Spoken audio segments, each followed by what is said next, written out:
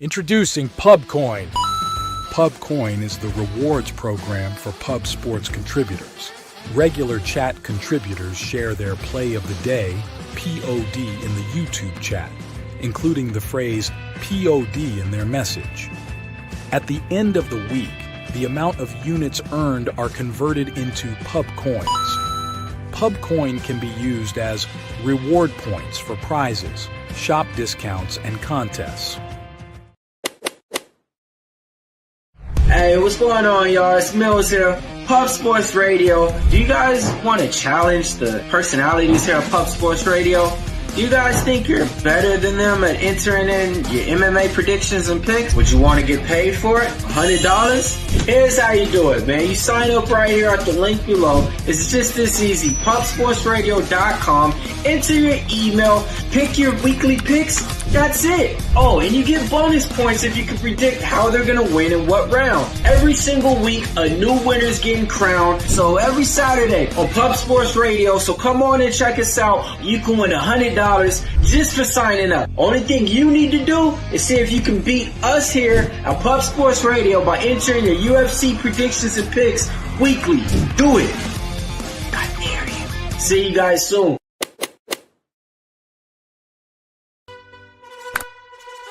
Your membership to Gold, you will be automatically entered in every horse race, every Wednesday and Friday. It is time to race horses.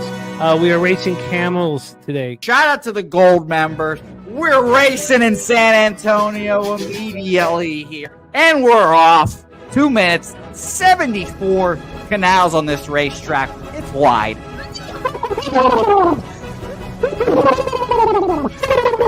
We're racing in San Antonio. Wally moving forwardly. Jeff Slaughter in the mix as well. And as is Randall Sheffield, who's put that beautiful nose out front. But it's actually real grass here, Jimmy. Maybe Kentucky bluegrass. Oldie, no! There he goes. There he goes. Oldie in the lead now. K. Wolf falls back. The horses love it. Sometimes they stop and eat it on the way to the finish line. That's why your horses start so far in the back. Oh, look at Nutflush Allen bursting out here. J-Dub in the mix. Rude Boy up here as well. Jimmy, take it away. There's Oldie. Oldie is moving to the front. We are past the halfway mark in our 2 mile. And there's Ricky Levy. Oh my goodness, he's in the mix here. Jimmy, take it home. This is our first dog race ever. 19 seconds left in the horse race here. It's Fernando Mendoza trying to find the wire. 14 seconds left. Can Fernando Mendoza take this home? Here comes Kenny Kengan. Kenny Kengan wants a piece of the pie. Put his schnoz up front. Ricky Bobby, 9 seconds left. Can Donuts Silks make a run? Can Res Mall make a run to be $50?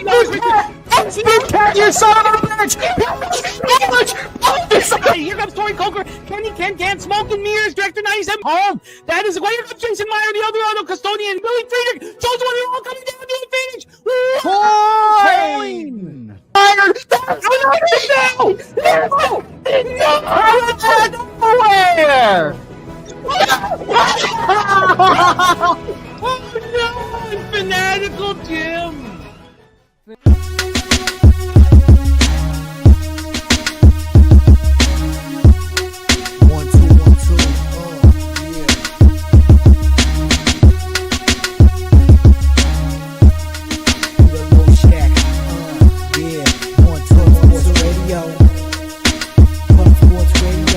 From the corporate Peter Low Shack, legendary sports handicapper, more dapper than a dawn. Father young phenom, known as Jimmy, who declared one day that the bag was here to stay. Information like a PSA, when we all PSR, Pub Sports Radio is all. There's a man named Slaughter and he flipped the script. No competition in this they quit the trip. But we say we be pubbing, betting with the bag and you love it. You want a top 10, we above it. Leche. What up, cappers, gamblers, punters, hustlers, low baggers? Happy Thursday, July 24th to all of you. Thank you for watching Betting with the Bag right here on Pub Sports Radio. A nice day yesterday. Roller coaster ride as always. 7 and 6 plus 1.07 units in MLB. Look, that's not enough money. But me and Justin McCalvey absolutely murked that lone WNBA spot.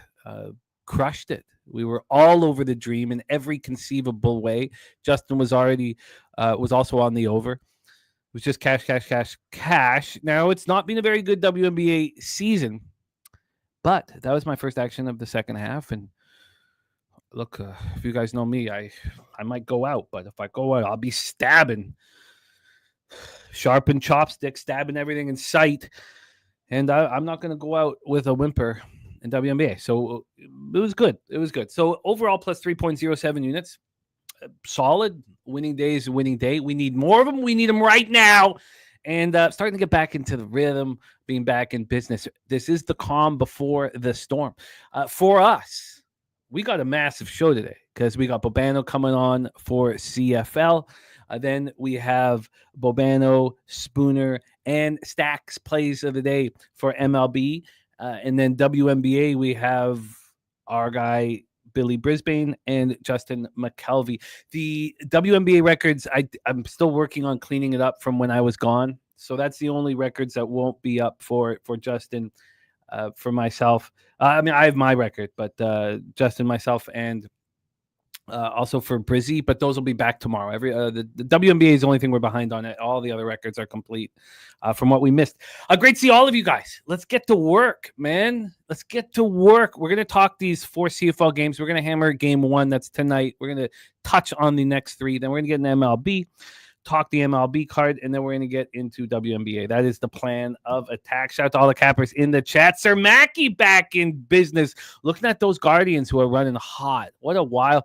God, what a streaky sport. You lose 10 straight, then you win 10 of 12. And while the Detroit Tigers hit their first speed bump of the year, losing 9 of 10, Tigers, of course, hosting the red-hot Toronto Blue Jays, atop Major League Baseball right now, those Toronto Blue Jays. Kong's Clips in the houses. Can we get a special shout-out? And welcome to my coworker, Jared, from Indiana Furniture. Seen me doing Medicate Monday. Wanted to find the channel today. A shout out to Jared. Shout out to the Medicate Monday faithful. Get that smoke in you. Get it in you.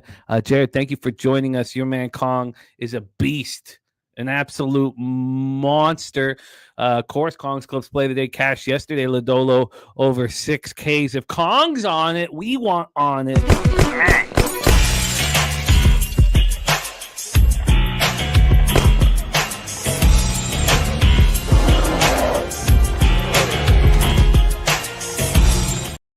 Now, in saying that, Kong's play of the day today is directly against me. So, it doesn't always work out the way we want it to. Kong's play of the day is the Padres. I'm on the Cards, -1. I got plus 104, that line moving quickly in the Cardinals' direction. We're going to talk all about that game. Also, Taint play of the day is on that game, too. He's on Lake Huron with the family, and he sent us Taint. It's in that game. I like backing Sonny Gray after, a horrific performance. I like it. I always have. 8 earned runs in his last start at Arizona and 3 1/3. I like backing him. And Dougie Wise with me. Dougie Wise, free bands play today. Nice job, Dougie Wise, getting the Cards -132. That's up over -150 at a lot of books right now. So it's Dougie Wise and myself against Kong's Clips. Wish we were all on the same side, but it doesn't always work like that. The smash play of the week from Kong is Bogdan Guskov, plus 154. He says a better number is available. Looking at 4 straight weeks. Our guy Kong, let's get that copied and pasted here. Lock that in. LJ from H-Town in the house. We got the Trill OG play of the day. It is A's Stros over 8.5 for LJ from H-Town. Our guy LJ dropping fire nonstop. Yo. Club Sports Radio's the crew, that's a fact. We all about bread, making bank accounts fat. Who the hell is that? LJ from the H. I stack green like Boston. Shout out to Nasty Nate from down south where we ride on slab. 420 highway smoking with that boy Gabby Cap. Fly out to Denver for the Nugget fans so we can smoke out J Money, cause you know that's our mans. Us against the bookies, put money in our pockets. Fly out to Vegas, meet up with Ski Profit. Hit the sports books, we got money to stack. Can't forget them college picks with that boy Conor Mack. Call up Dutch boy, cause you know we stay fresh. What's the strain of the day, homie? Watch the daily sesh. T-Mac, T-Moss, sorry, big Tracy McGrady, I guess. T-Moss says, let's get that cash. Justin McCelvy off a huge day yesterday. We want more of MLG Beavis ready to get to work. We got a bonus play as well from Dougie Wise, that being the Baltimore Orioles at even money, going up against the red hot Guardians. Look at that. That game, of course, 1:10 p.m. We're going to get to it. Don't worry. We have 4 games in CFL. We're going to hit that first one legitimately. Then we're going to quickly cap the next 3. I promise you guys at least 25 minutes. We'll start it with 30 minutes before first pitch, but I promise we're good. Robert McCormick in the house. And Beavis says, Mariners moneyline, my favorite spot. Angels on major travel. It's funny. I was thinking the exact same thing. I astonished seeing this line move towards the Angels. Even astonished to see it move towards the over. But remember, we talked about it yesterday. I worried about travel spots and worried about rest and worried about the second half back-to-backs too much in my past. And I told you guys that over the last year and a half or 2 years, I've been backing those teams. And that's why I was so adamant on backing the Atlanta Dream last night. Now, they were also coming off a poor performance, and Brittany Griner was going back to Phoenix for the first time. So there was a lot of levels to that spot. But I hear that, Beavis. I hear that. The question is, can you trust Logan Evans? We'll get into all of that. Justin McCelvy says, Dougie Weiss, I'm with you on both. We got the Nuke worker in the house. I'll be rocking with Nuke not long from now. Join us up at Woodbine. Pub Sports Radio Party up at Woodbine. And we're doing it real nice. Stella Artois Lounge. If anybody wants to come, we have to reserve it and things like that. Like, it's a nice area. So hit me up and let me know that you're coming so that we can make sure that you have a spot available. The Nuke worker in the house. And there's our guy, Jeff Slaughter, says, R.I.P. Hulk Hogan. Big part of all of our youths. Rip the Hulkster, says Dougie Wise. It is sad to hear. The Hulkster no longer with us. Beavis says lost Aussie and Hulkster days between each other. That's life. That's life. I know that we have cappers of all ages here in the chat, and there's I don't have any reason to sit here and ever get like morose or sad or anything like that, because I want to cap and gamble all day long, and that's what we get to do right here. And I'd be screaming it louder if my children weren't just outside that door, hearing how much I love to gamble, which they know. But shout out to rest in peace to the Hulkster. Ronnie Lofton ready to go. Toby Lane says, told you all to bet the house on San Francisco yesterday. You nailed that spot, Toby Lane. Nailed it. I cannot believe that I did not cash the under. It didn't even come close to catching the under. Very, very disappointing. TJ says, just bet Cleveland money line. Let's win again today. I like Cleveland money line as well.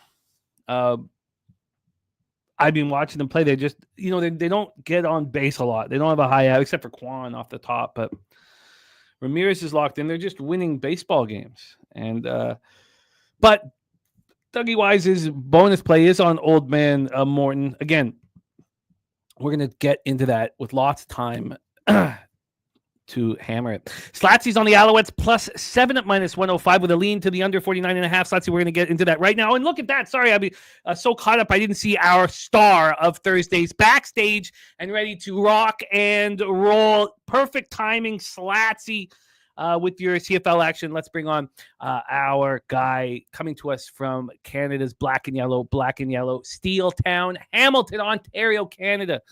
Great city. So you want to spend more time in, please welcome our friend, Mr. Ian Cameron, to the show. Bobano, what's good, man? How are you? Jimmy, good to see you. Hope Vancouver treated you nicely on your little vacation, and good to be back. It is great to have you back in business. You also took some time off over the All-Star break. It's our only chance all year. All-Star break week is get the hell out of here. So I enjoyed it. Yeah. So I've actually already set up next year. That will be my next vacation a year from now. Going back to Costa Rica. Going to go back to Costa Rica a year from now. Nice. I just want Ella to remember. I mean, she lived there for the first 3 years of her life. She has no recollection basically whatsoever. So we're going to go stay. We're going to get the Airbnb in our old spot, like in our old apartment, not the actual apartment, but in the complex. What was that? 9 years ago now, we were all there in Costa Rica on International Football Betting Conference. Yes, IFBC. Hey, memories for life. It was a crazy time there. Yeah. It was really, really fun. I remember my first time walking into that casino and sort of a sports book, but casino. I remember the very first time I walked in, the first time I got to meet you and a bunch of people, Ronaldinho was playing blackjack. Do you remember? I heard that story. Yeah. It was the first time I walked in, I'm like, God, that's Ronaldinho right there. This is going to be a great week. The all-time greats in his sport. I mean, my gosh, and it's right in front of me. It was great. Sir Mackey says, rip Theo Huxtable as well. Yes, talking about Hulk Hogan, talking. Let me drop the announcement on you guys right now. Sure. I'm in for Woodbine. Oh, yeah. Look at that. I'm in for Woodbine. Our cottage thing is another weekend in August. It's not that weekend. So that's wonderful. And then once you told me the TVs are going to be there, if I want to watch a little college football, a little CFL, whatever look, I'll be in and out with the horses. I'm still going to bet some horses, but you guys are going to tell me what to do with that stuff. Oh, sure. No, that works beautifully. That works beautifully. But I will be there, barring something unforeseen. So we're out in the most beautiful part of all of the track. There's no better spot than where we are. We have to reserve and set it all up. It's absolutely gorgeous finish line, absolutely spectacular. But if you go right inside, there is a big screen TV, and the main big screen is dedicated to sports. There's no horses on that channel, so that will have the game that will be in Ireland. Also, that game in Ireland, so you should get in a little early because that starts 40 minutes before the first race, even. Yeah, that's right. That's a noon game, noon Eastern time. Iowa State and Farmageddon over in Ireland. Make that make sense. Yeah. Yeah. No, that's wonderful news. Bobano's in. That is great news. Yep. Sir Mackey, looking forward to it. Great crew. All the Toronto folks. I mean, Spencer's going to be there. And TJ's coming up too. 11-hour drive. Palmer and Sammy Palmer. Great crew. Nuke Worker. My goodness, it's going to be a good time. I'm excited. I'm pumped up. That's great news. Sir Mackey saying rest in peace to Theo Huxtable. Speaking of Costa Rica, that tragedy happened in Costa Rica. And he was, I grew up in Vancouver in the film and television industry. He was very big out there in the film and television industry in Vancouver. He was shooting a bunch of shows up there and was close to a lot of my friends. And they only had the most incredible things to say about him. He went out to all the hip hop shows. He went to poetry jams. He was all over the community in Vancouver. So yes, good call, Sir Mackey. Good call. Beavis says rocking that Mariners gear, big day for them. We got to get to work here. Ron Lofton says yes, WNBA was nice. It was real nice. Walla Dose in the house. JR Swish. Timmy Two Shoes. Joseph Gomez says short card today, not liking much. We can change that, Joseph Gomez. This is the right show. Whenever there's like only 4 or 5 games in, we hammer all. Oh shit, Gokster too. How could I forget to mention? Oh yes, Mr. Gokster. Oh god, it's gonna be fun. Toby Lane says who else on the Tigers money line today? We're going to talk all about that. Spreadsheet play of the day is in, and it is the Guardians. So we are going to have time to get into all of that and hear best bets from Bobano. Let me just copy and paste that. We're going to fully cap game 1 or the first game of the CFL tonight. Then we're going to just kind of quickly hammer the other 3 so that sets us up for tomorrow. Boss 707 in the house. DC Capper, Fernando Mendoza ready to get to work. Ronnie Lofton, 9 Legacy, a Baltimore money line for 9 Legacy. So we got cappers on either side of the fence on that one. Let's get this all here. So 9 Legacy and Dougie Wise on the Orioles. We got Ronnie Crawford and TJ on the Guardians. Let's roll. So I hope that gave you guys enough. It got to everybody.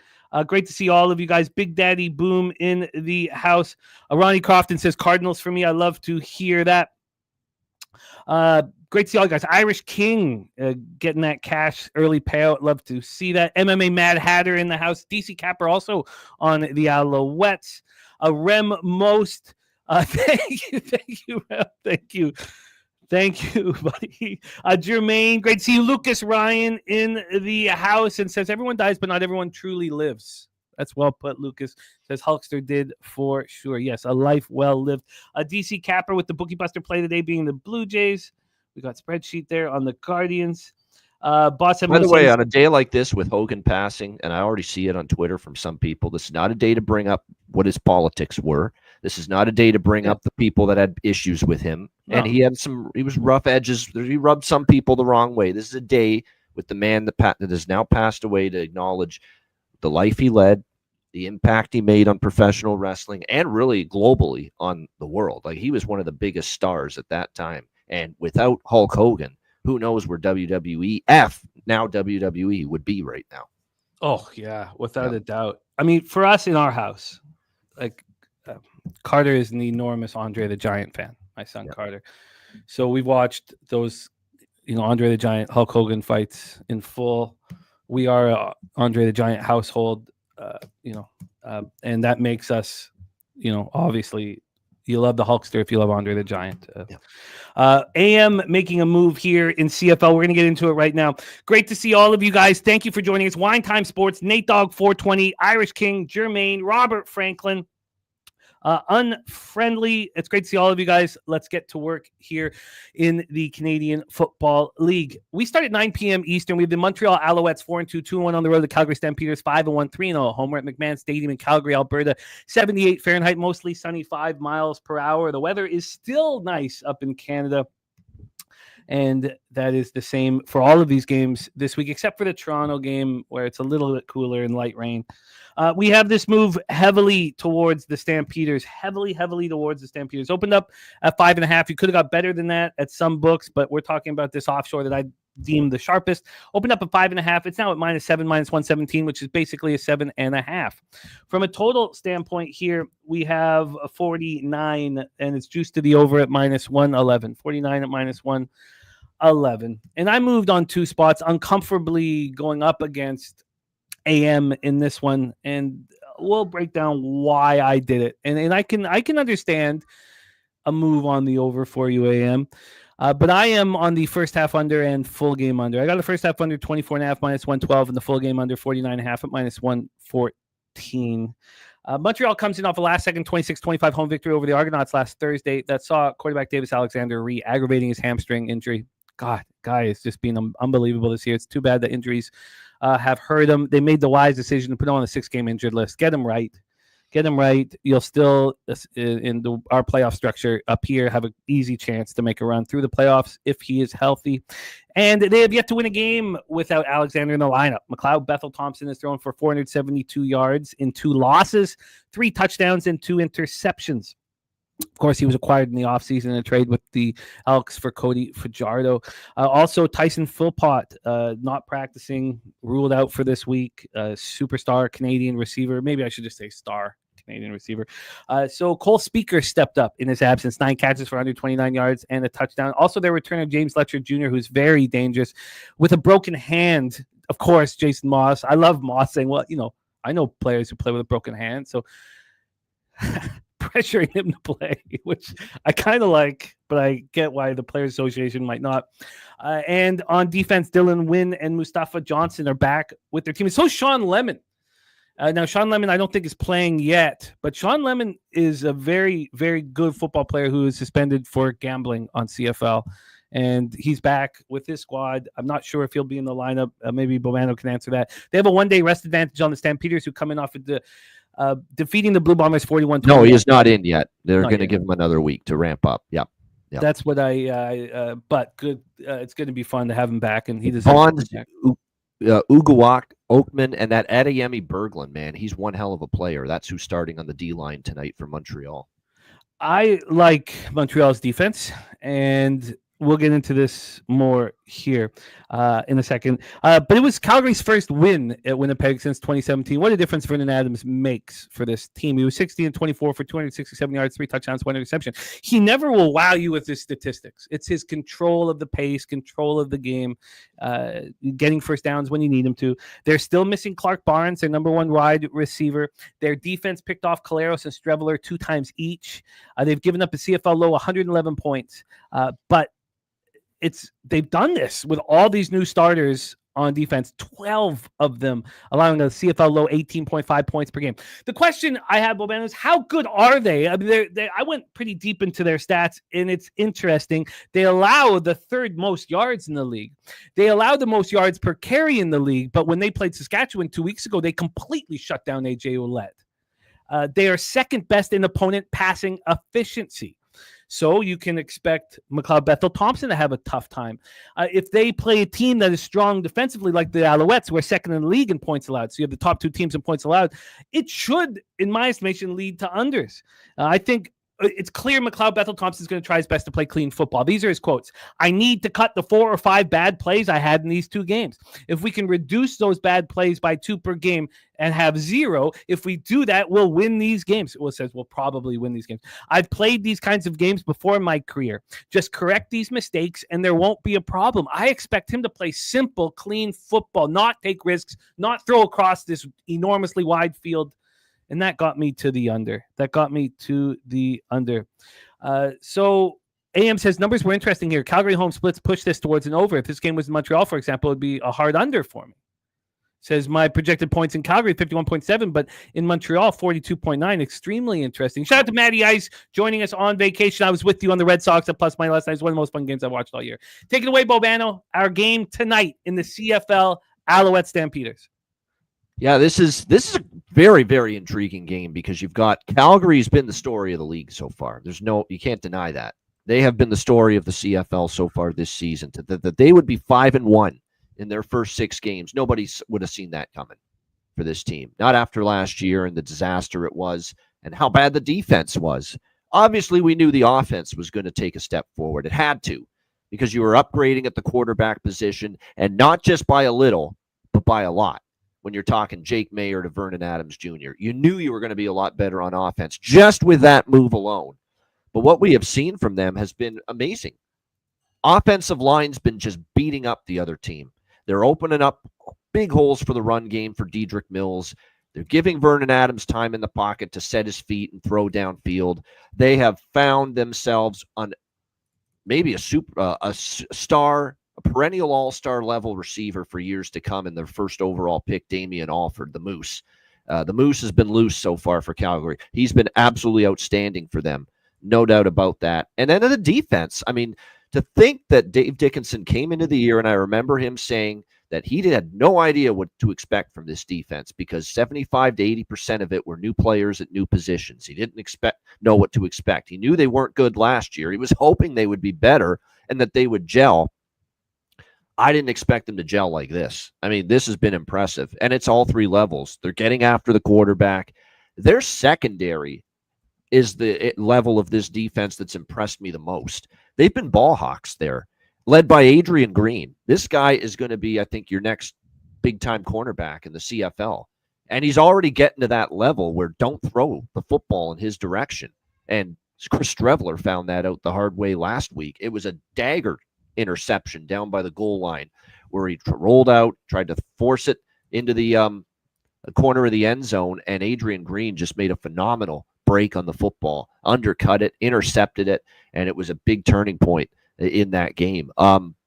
They've been awesome. They're not an easy team to fade right now, but handicapping 101's got to go into your mind here a little bit. They have won all 5 of their games this year, the Calgary Stampeders, outright as underdogs. And now you got to turn around 3 in a row, by the way, divisional wins outright as underdogs. 2 versus Winnipeg, with Saskatchewan sandwiched in. Probably the 2 teams that are going to be battling with for the rest of the season for first in the West. You beat all 3 of those teams in a row outright as pretty sizable underdogs. And now you're laying 7, a full touchdown here in this kind of spot, an outside of the West Division opponent in the Montreal Alouettes. It screams letdown from a mile away. It really, really does. And I think I could only take Montreal at this number. But why have I not done that? McLeod Bethel Thompson's why. He can say all he wants about, I'm going to protect the football. I'm going to limit mistakes. I'm going to negate mistakes. He's going to show it to me. He has made some awful decisions with the football in the 2 losses. Keep in mind, they're also 0-2 straight up and against the spread with McLeod Bethel-Thompson at quarterback, Montreal. They haven't won with him starting. All the wins have been Davis Alexander starts. And, of course, now he's out for at least the next month, up to 6 games. So there's a lot of distrust that I still have from McLeod Bethel-Thompson. He has not played well. I like his sentiment. He's got to cut out the negative plays, rely on the run game. Okay, hand the ball off to Tice and Thomas Erlington. Use that run game tonight. Rely on a very good defense coordinated by the great Noel Thorpe. Rely on those 2 things to keep you in the game, and just don't make those critical mistakes. Protect the football, ball security. That's got to be the focal point here for McLeod Bethel-Thompson. I have bet Montreal small at +7.5. I'm, because I want the record to thrive. I don't feel like it's strong enough to be a show official play because I'm worried about MBT on the road against this defense. But I'm also petrified. I'm also thinking to myself, this is a horrible spot for Calgary. You're laying 7.5 off 3 straight outright wins as a dog in the division. And now you're playing a team outside the division without their top quarterback. I mean, this could be one of those flat spots for Calgary. I really think it could. And I think there's oodles of value with Montreal, 7 or better. But I'm a little bit leery of backing them with MBT. So I'm going to stay off it. I'm with you on the total. If I were to play the total, I would look under. I think it's a shorten the game, rely on running the football type of approach, game plan-wise for Montreal. And as great as VA and the offense has been, Montreal is going to be one of the best defenses they've played. I think I'm ready to say, Jimmy, that Montreal's got a better defense than Winnipeg. I think Winnipeg has shown enough holes on defense that I'm a little concerned about them. We even saw Saskatchewan at defense at times come and go. So I'm with you as far as the total. I think it's got a chance to be a lower scoring game as opposed to a shootout. Yeah, I feel I'm not going to take the Alouettes here. If it was 23-17, I did. I will. It's a bet. It's just I'm not making it a show play. I would not be against quietly betting Montreal myself, but if it was 23-16 late and Montreal being in the game the whole time, they're trying to get the 6. They go for it on 3rd down. The Alouettes kick a field goal, make it 26-17. Or sorry, the Stampeders kick a field goal, make it 26-17. And I'm going to be on the That's what you're worried about. Yeah. I hear you on that. I do. I hear you on that. It's my smallest bet of the week this week, Montreal. That tells you like I said, I just like the number. I think it's a potential troublesome spot for Calgary. Oh, I agree. You've just met 3. Think about it. 3 monster wins in a row.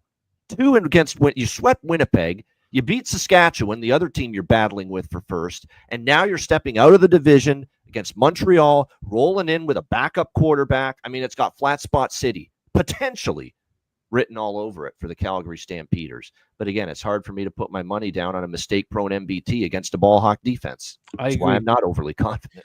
I agree completely. We're going to take quick hits here for these next 3 games. We have 38 minutes before first pitch, and we want lots of time to get our action. I promise you that we will have that opportunity. Let's talk about Friday, July 25th, 9 p.m. Eastern. We're going to be quick here. Edmonton Elks 1-4, 0-3 on the road. Roughriders 5-1, 2-1 at home. Mosaic Stadium, Regina, Saskatchewan. When you talk about spots, I mean, the Lions came in so high to that home game. Saskatchewan had just scored 10 points in a loss to Calgary.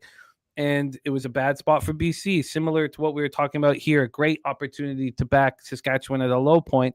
And now you have the Elks. Surprise, surprise. They're terrible again this year. Let's get into the line history here. And again, we will be quick for these 2 games or 3 games, very, very quick. This total is a 54, and it's minus 118 to the over. This opened up at 52.5. It's climbed to 54.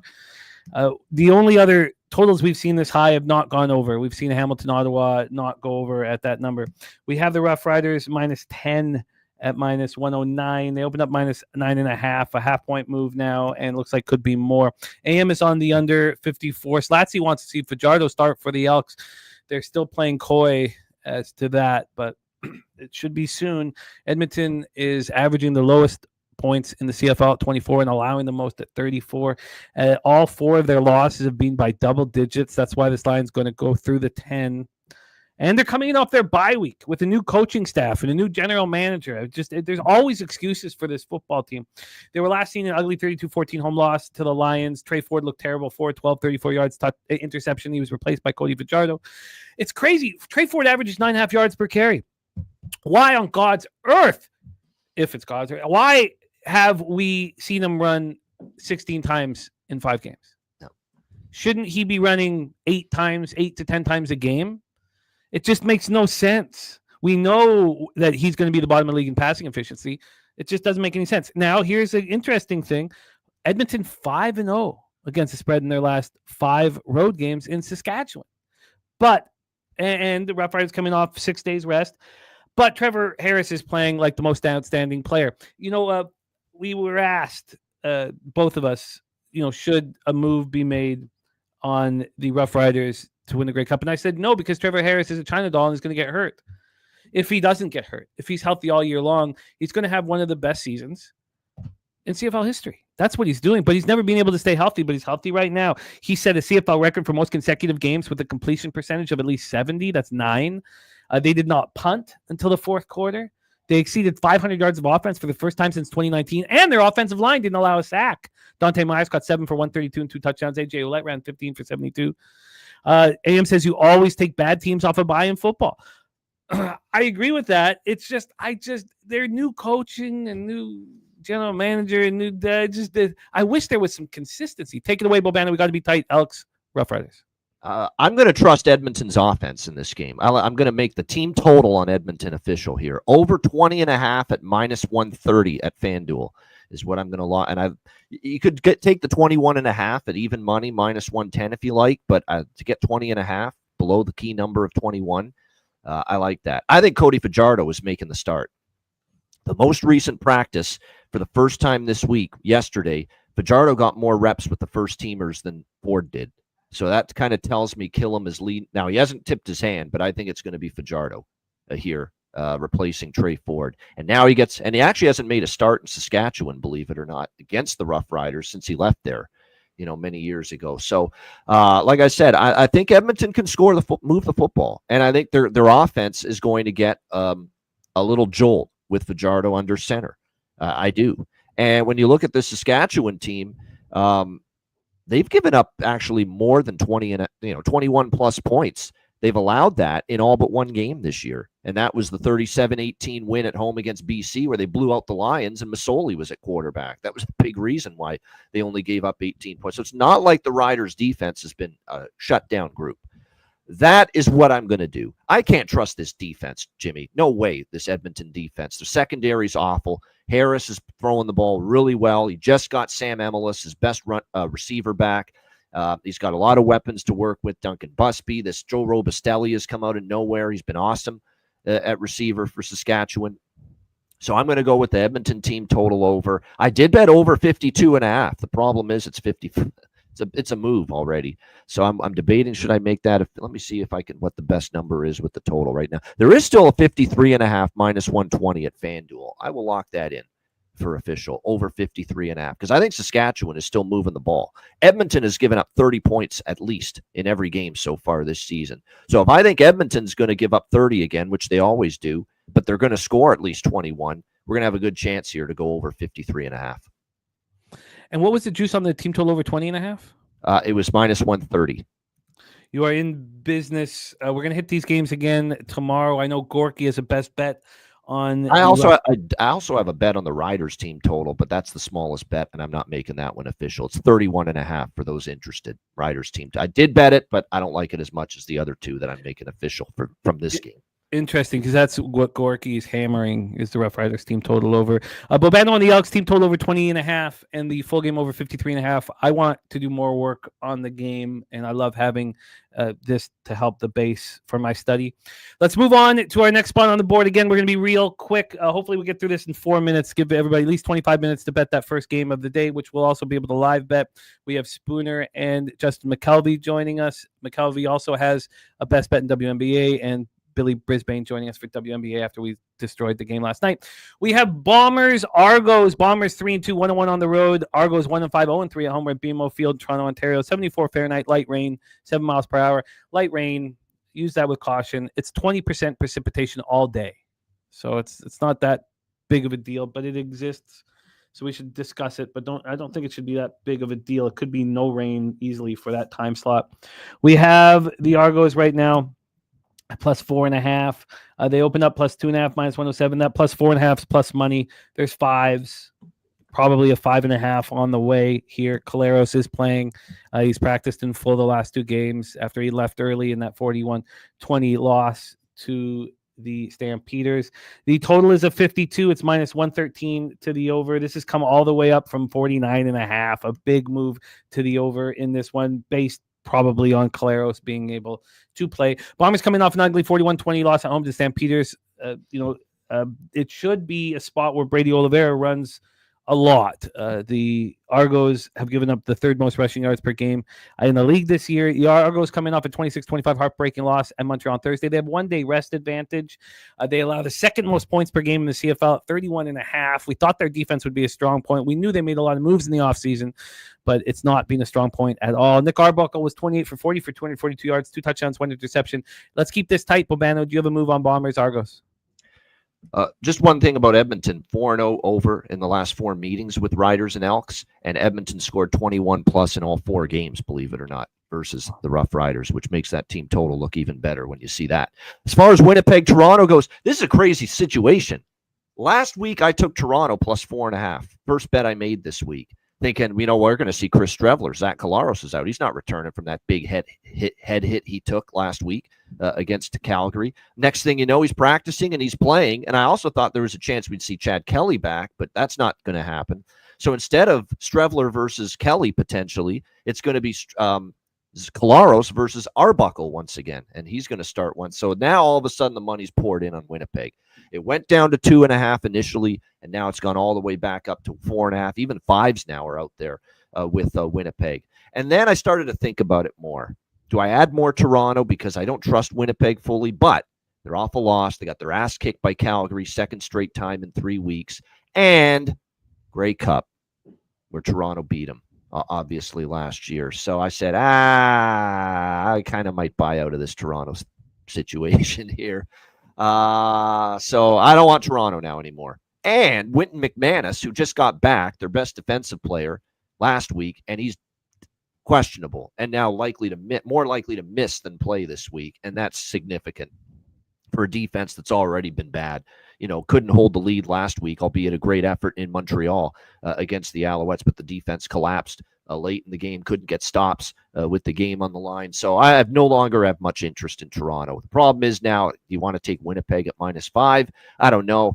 I did bet this over once Caleros was ruled in. I got 49.5 on this, and I thought it would move, but it moved a lot, this total. But I will go ahead and still make it official here, Jimmy, for the show. Is this over 50? Let me see what it is now. 52.5 minus 108 is the best price out there with it now.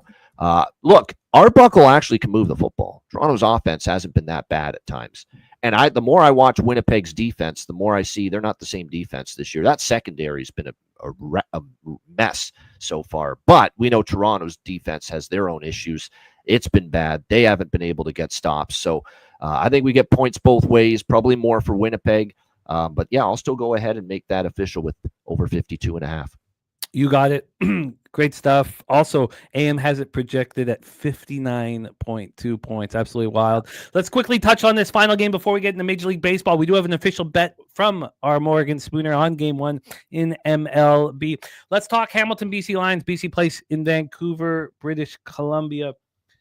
Let's roll here. We have the hard for me to say, Ian.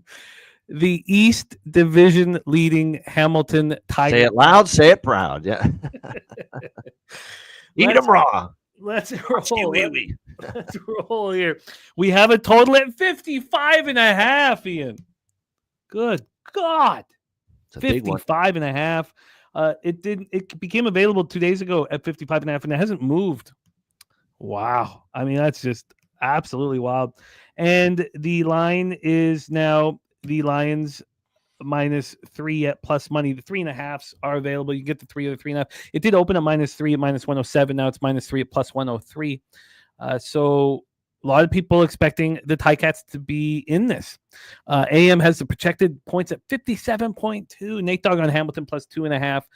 Tiger Cats won 4 in a row, averaging 35 points per game over that run, coming off an impressive 30-15 victory at Ottawa on Sunday. Just a thorough ass kicking, just like Trevor Harris rolling Bo Levi Mitchell doing the same.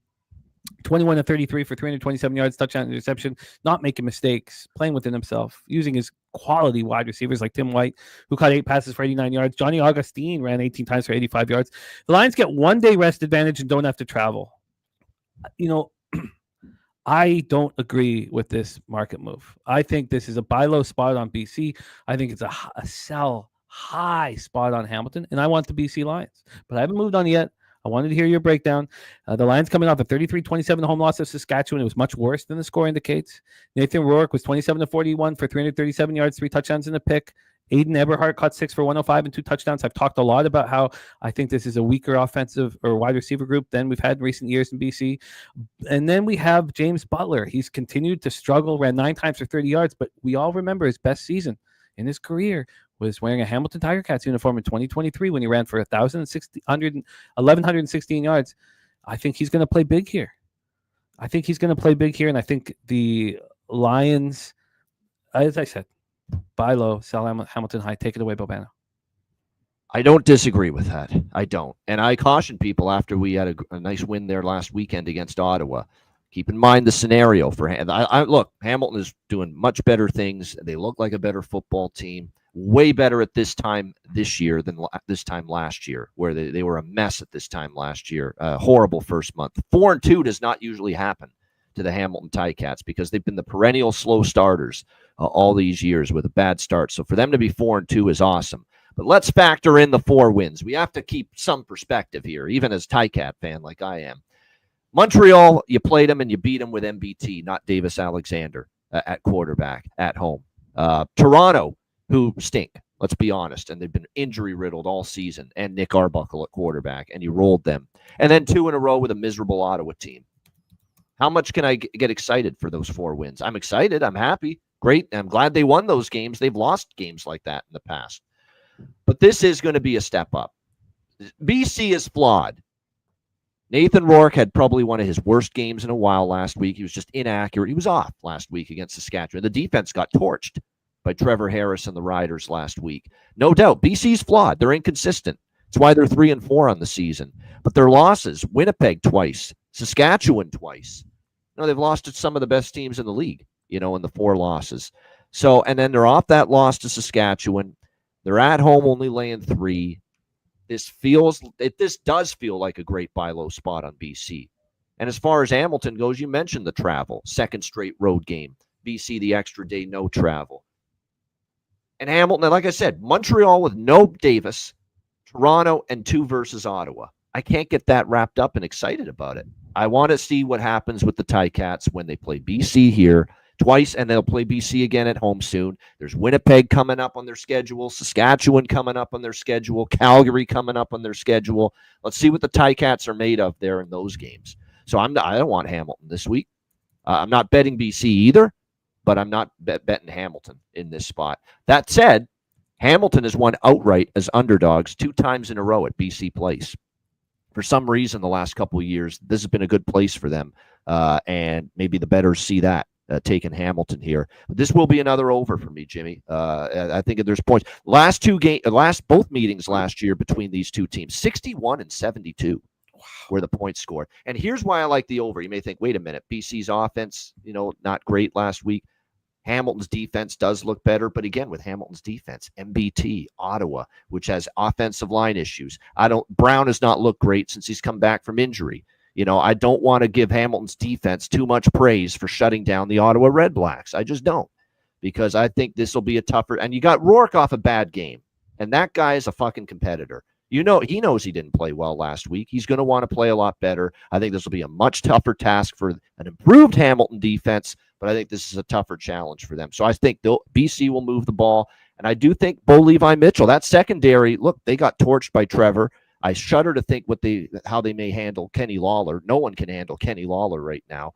So I think there's points. And again, we got into the 60s and 70s, both meetings last year between these two teams. So over 55, minus 118. You are in business. Dice tried to, double Lawler, and what happened? Tim White catches 8 balls. So, I mean, pick your poison with those two star receivers. And I'm with you. I'm leery of taking Hamilton this week. I think the investment on the lines is going to be more than a unit. I'm certain it will be. Now, of course, everything for record keeping purposes is a unit, but I'm gonna go up against everybody in this one, and that solidified my thoughts. I still have BC higher in my power ratings than Ottawa, than Toronto, and you could argue Montreal without Davis Alexander. BC's a lot closer to Montreal. I'd still maybe put Montreal a little ahead of BC without Davis Alexander, but certainly it's pretty close without him. It's going to be a fun rest of the CFL season. Thank you for all of your insights, Bobano. We'll go over everything again tomorrow. Again, he is on the Owls, not as an official pick, and I get why he is, and I also get why he's not. And the fact that we got overs in every other game from Bobano. I don't want to be stepping out on Montreal tonight and then look up at the score and it's 24-6 Calgary and 2 interceptions from McLeod Bethel. I just don't want to put myself in that spot. I agree. I'm not going to do it either. Optional misery. Let's get into Major League Baseball, Bobano. It's very we see your record, CFL. It's beautiful. It's been a tricky. We got Jose back in business. It's been a tricky first half of the season. It's tricky when you only have one day a week, and it's a day where there's not a lot of action. So we're all excited to watch you destroy the second half of the season.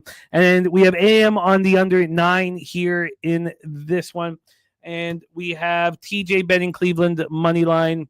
We have Ron Crawford. Spreadsheet play of the day is the Guardians money line. Shout out to our friend Ron Crawford. Ron Crawford!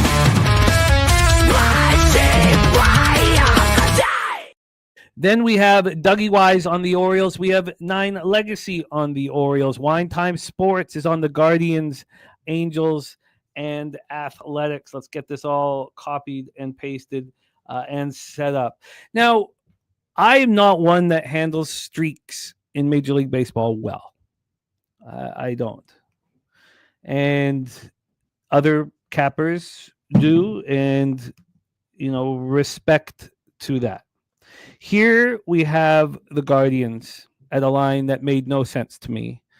I told you guys yesterday that the Brewers, Mariners total should have been a 7 juice to the under before Cal Raleigh was not in the lineup. The fact that it was a 7.5 at the pick'em made absolutely no sense. And I told you guys, if I was a better capper, I would understand that total made no sense after all these low-scoring games, and that I should bet the over. I feel the exact same way about this line. Why on earth, with the Guardians on this run against an Orioles team that's 10 games under 500 on the road, with Charlie Morton, who's got a 5.58 ERA and a 1.56 whip, why are the Guardians just slight favorites? It makes no sense to me. And if cappers in the chat feel like they have an advantage because the market has made a mistake on their line, then I get it. Trust your cap and trust yourself. For me, I think the books are hiding behind every corner, trying to fuck with me. And this is a spot where I cannot bet the Guardians. I cannot, when they have a clear advantage in every single aspect except the last 30 days against right-handed bats. That's it. That's the only advantage that they don't have. They have it in every other spot on here. We have no line move towards the Guardians. They opened up a minus 113. They're now minus 114. Is this too easy? Maybe. And I hope you guys cash. Those of you who think this is too easy. This total opened up in a 9 juice to the over. It's now an 8.5 juice to the over. So we have a half run move towards the under. When we take a look at the board in this one, we have 56% of the tickets and 52% of the cash on the Guardians. That's wild.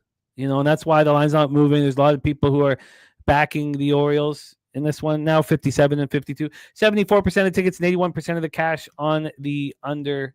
Let's take a look at the weather at Progressive Field. We have a Ballpark Pal up here. Let's also grab a Swish quickly. I didn't have it up. So the weather here again, this game, first pitch is in 17 minutes. We have possible light rain early, 89 Fahrenheit, feels like 94, 8.9 miles per hour left to right, very slightly out. It gets up to 9.8 miles per hour against very, very slightly out. Ballpark Pal has progressive field plus 16% runs, plus 26% home runs, 0% doubles and triples, and 5% singles. Old Man Morton, 5-8, 5.58 ERA, 1.56 whip, 92 strikeouts over 88 and 2/3 with 41 walks and 13 home runs given up. His last start was at the Rays. You know, it's a AAA ballpark, and he got destroyed. He had been looking much better before that. 5 1/3, 7 earned runs, 2 home runs allowed.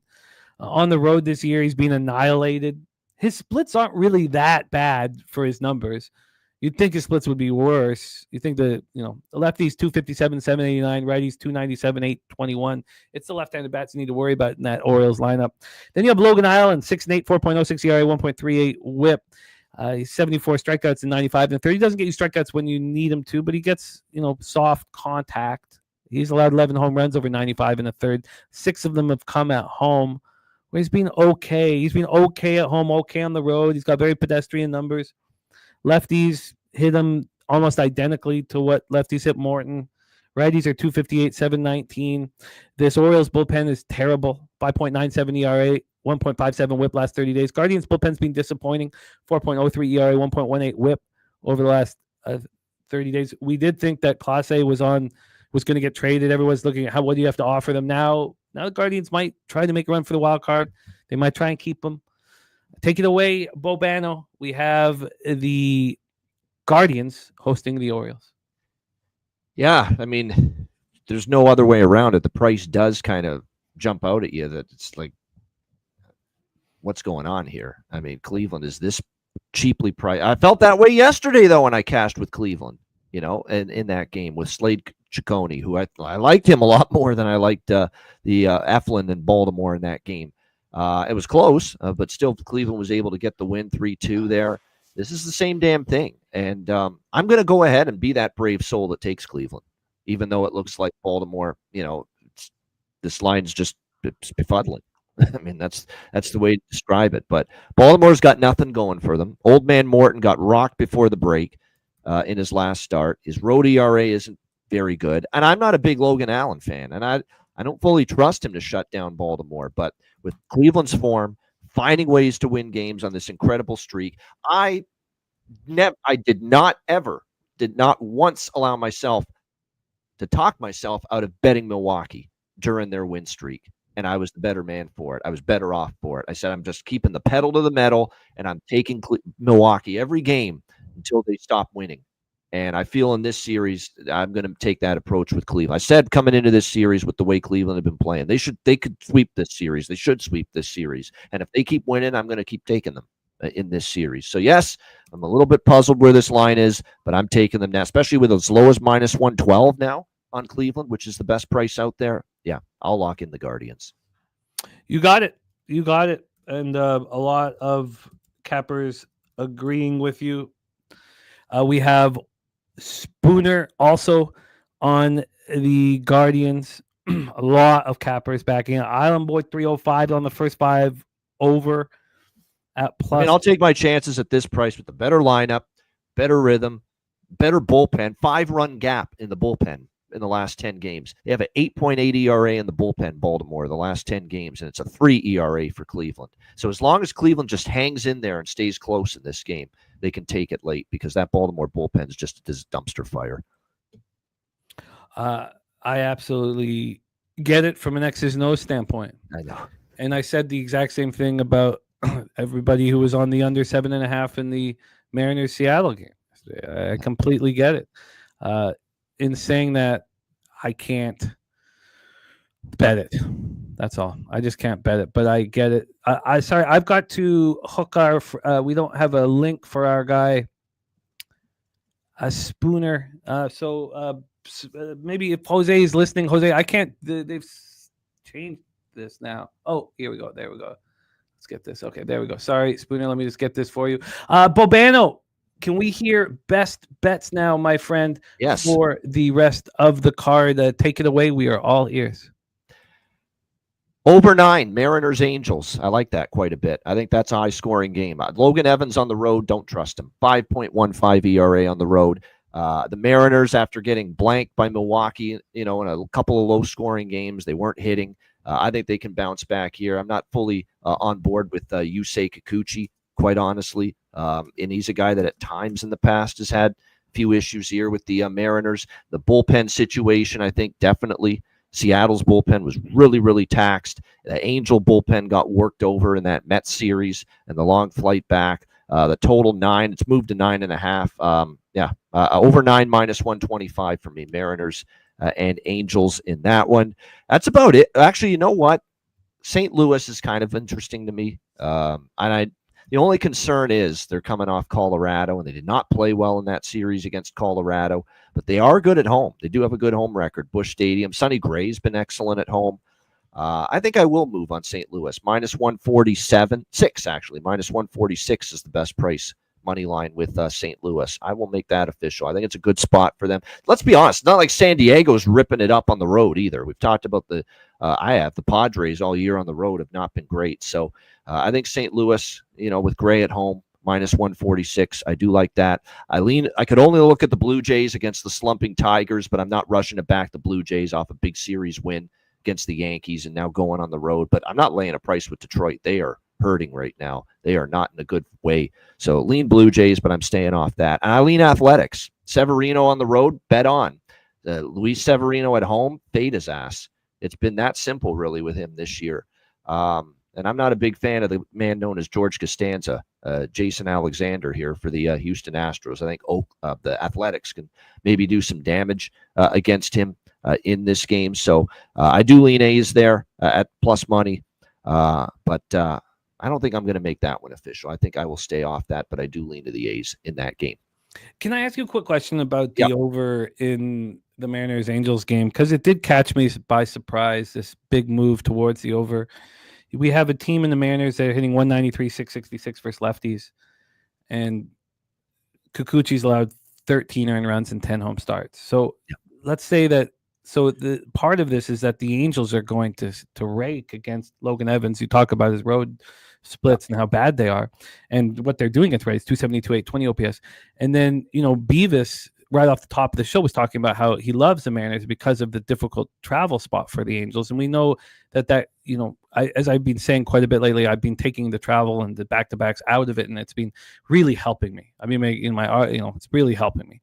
But do you not fear the Angels flying back from New York here, and do you not fear the Mariners against Kikuchi? You know what? Kikuchi has been better at home, much better. I will say that. And you're right. They haven't been hitting. They didn't hit well in a couple games against that Milwaukee series. But I think that if you look at Kikuchi overall, he's had some good and some bad. He's been good at home. You mentioned it. No question about that. Evans concerns me. Evans on the road's been bad. And what I also like for the over in this game is, both teams are trending over. Both of them are identical, 7-2-1 to the over in their last 10 games. They've both been trending that way. Although even with Seattle not hitting, a lot of their games have gone over because their pitching has struggled and their bullpen's been atrocious. And that's a big part of the handicap here as well, which I did not mention initially. I don't trust Evans. I think Seattle, after getting shut down in the last, in that Milwaukee series, will have a better showing here against a beleaguered Angels pitching staff. You're also not going to get length from these two guys. You're going to get 4 or 5 innings out of Evans, and you're probably going to get 5 innings, maybe into the 6th from Kikuchi, because as good as Kikuchi is, he never goes into the 7th inning or the 8th inning, and that's going to bring 2 absolutely horrific bullpens into play. Seattle's bullpen, 6.5 in the last 10 games. Bullpen ERA, Angels 5.23 bullpen ERA the last 10 games. So that is a big reason, too, for the over here. The weather's kind of blowing out a little bit, too, at Angel Stadium tonight. That should enhance things. What I would say is that if you think you like the under, I would just do first 5. I would stay far away from the full game here because these two pitchers don't give you length. And even if they do pitch okay, you could see a blow up late in the game from 2 very porous bullpens at the moment. Great stuff, as always, Bobano. Thank you so much for making time for us. Hitting the Books YouTube channel is popping off. We know baseball is being hammered Monday, Tuesday, Wednesday, and Fridays. Maybe a show today we'll hear from him. Thursdays have not been as heavy, but tell us. We do have a show today, but it's college football for Okay, that's what I was going to say. We're going to do ACC season preview. College football hitting the books for today at 5 p.m. Eastern, 2 p.m. Pacific. So make sure you join us for that. We'll get back to baseball on the show tomorrow, and we'll be like I said, we're doing we're doing a preview show for all 4 Power 4 conferences, and then we're doing one for the Group of 5, all in one show. So stay tuned for that. And what do you have already filmed? For Big Ten and SEC. We did both of those last week during the All-Star break. And that is on your homepage. If we just go to Hitting the Books YouTube channel, please subscribe and support our guys, Bobano and C-Mac, and we'll see those videos. We can click on them and watch them. Great primer for college football. We go through the top teams in the conference, and then we go through. We usually, I think, for the most part, but the Big Ten and the SEC, and we're going to do that for the remaining conferences as well. We're going to try to touch on something at least on every team. Yeah, a lot of them will be quicker though, because it'd be a 5-hour show if we went in depth on every team. But like I said, it's a great way to get ready for the college football season. So check it out on the Hitting the Books YouTube channel. I love it. There he is, our guy Ian Cameron. Please support the channel. AM also on the Over in the Angels game. I can't wait to break all of this down. It's time to bring on our stars of Thursday. We have a hell of a show today. Bobano hitting leadoff. Let's now welcome our producer here, the backbone of Pub Sports Radio, coming to us from our home studio in San Antonio, Texas at the Southtown 101 Bar. Check it out if you're in the area. It's the best bar in Texas. I miss it dearly. Wish I was there right now. Please welcome our guy, Mr. Jose Bouquett, to the show. Jose, how are you? Jimmy, not too bad. Not a bad day yesterday. A 2-1 day. 2-2 if you count the live bet that we made quietly over here. But can't complain. Yeah, the Red Sox were a lot. Is that as fun as baseball gets? It's up there. It's definitely up there. It was a great game. It's kind of sad that I was so excited about not getting swept by the Phillies, but it's definitely 1-5. I think it is better than 2-4 or whatever, or worse than 2-4, and it feels a lot better than 2-4, I should say. So Romy 1 for 20, and he goes yard with a grand slam. I was not expecting that. When he swung at the first pitch, I was like, "What are you doing? What are you doing?" Luzardo's doesn't have any control right now. Don't swing. And then 2 pitches later. So yes, it was that was a fun game to watch. We're 4 minutes away from first pitch in Cleveland, and I can't wait to hear the breakdown from our next guest. Please welcome the star of Walk-Off Wagers here on Sundays as well as the Sauce Network. Please welcome our friend Mr. Morgan Spooner to the show. Spooner, what's happening, man? How are you? I'm doing really well, Jimmy. A little bit of roller coaster ride yesterday. I started at 0-3, and the card looked terrible, but bounced back, hit my last 3 bets, and finished up about scratch for the day. So pretty excited about that, even for a scratch day. The over in the Jays Yankees I was with you on was that was just hilarious. Just pointing and laughing at the TV. Just pointing and laughing. The Gold Glove pitcher and Fried throwing it into the dirt. Still, the catcher should have made that play. Watching Guerrero hit 40 feet and we get 2 runs in, just pointing and laughing and fucking pumping my face. Spooner, I need to know right now, 3 minutes till first pitch. Why are you not concerned about this opening line in the Guardian spot? I see that you are on them. Why are you not concerned while I am filled with fear and BJ's just moved on the Orioles? If we look back at the last 5 or 6 Logan Allen starts, the market hasn't really respected him at all. He's 1-4 in his last 5 starts, not record-wise, but the team's record-wise. So they don't have a ton of faith in Logan Allen. I think that's why the line opened the way it did, even with the team's current forms. But I look at Logan Allen, I see a guy that pitches much better to lefties than he does righties. And the bats I'm worried about in this Orioles lineup all hit from the left-hand side. He's very used to pitching in this park. It's going to be more offensive than it is most of the time in this park. So I look back at his splits from last year, and July was one of his best months of the season. And I think he's just more fit to pitch well today. We look at the other side. We have Charlie Morton, obviously coming off a terrible game, that Little League park that you were talking about. But this is a guy I don't have a ton of respect for. I think a lot of lineups could have gotten more than what they did off of him. You look at the last 2 starts, he's given up 6 walks.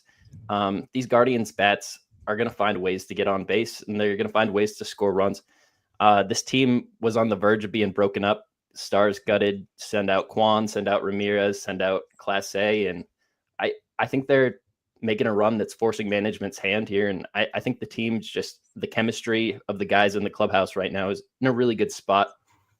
The only thing that really gave me concern was looking at the bullpen situation here.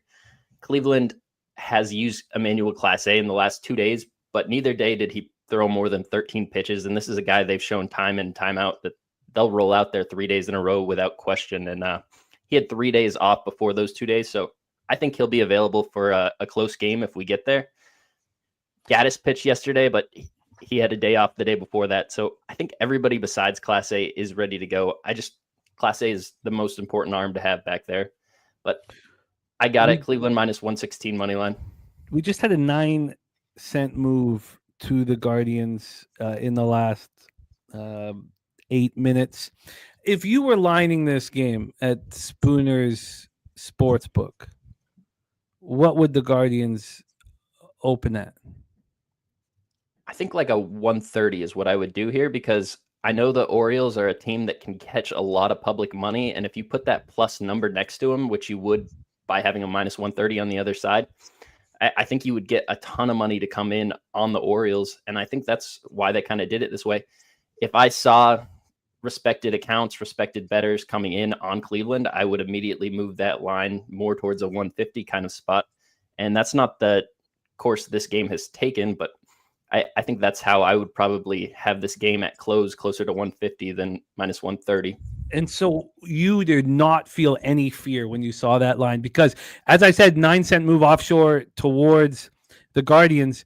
The Orioles are now favorites at circa. You had no concern at all. I mean, there's a little bit of concern with the market, I guess. It doesn't make me feel peachy wonderful, but it's not anything that's completely blaring, especially with the ticket counts and everything that are going on in the game. Jose, get in here. I know the game is just starting, but I need to hear your thoughts on this. Orioles money line. I bet it's a fishy line. I didn't want to overthink it too much, honestly. I think Old Man Morton just brings one back from the old Yeller grave and pitches well here. He'll get traded to like the Astros or something like that. And he has a second half that surprises us all here, because this is what Charlie Morton does. He doesn't give a fuck about the first half of the season. Second half of the season, where he can try to make a playoff run, because this guy was on the Astros forever, I think is where he kind of will start getting better, honestly. So give me Charlie Morton, and I got bet the Orioles at plus 105. Wow, absolutely wild. A lot of Orioles backers here, and I completely understand why.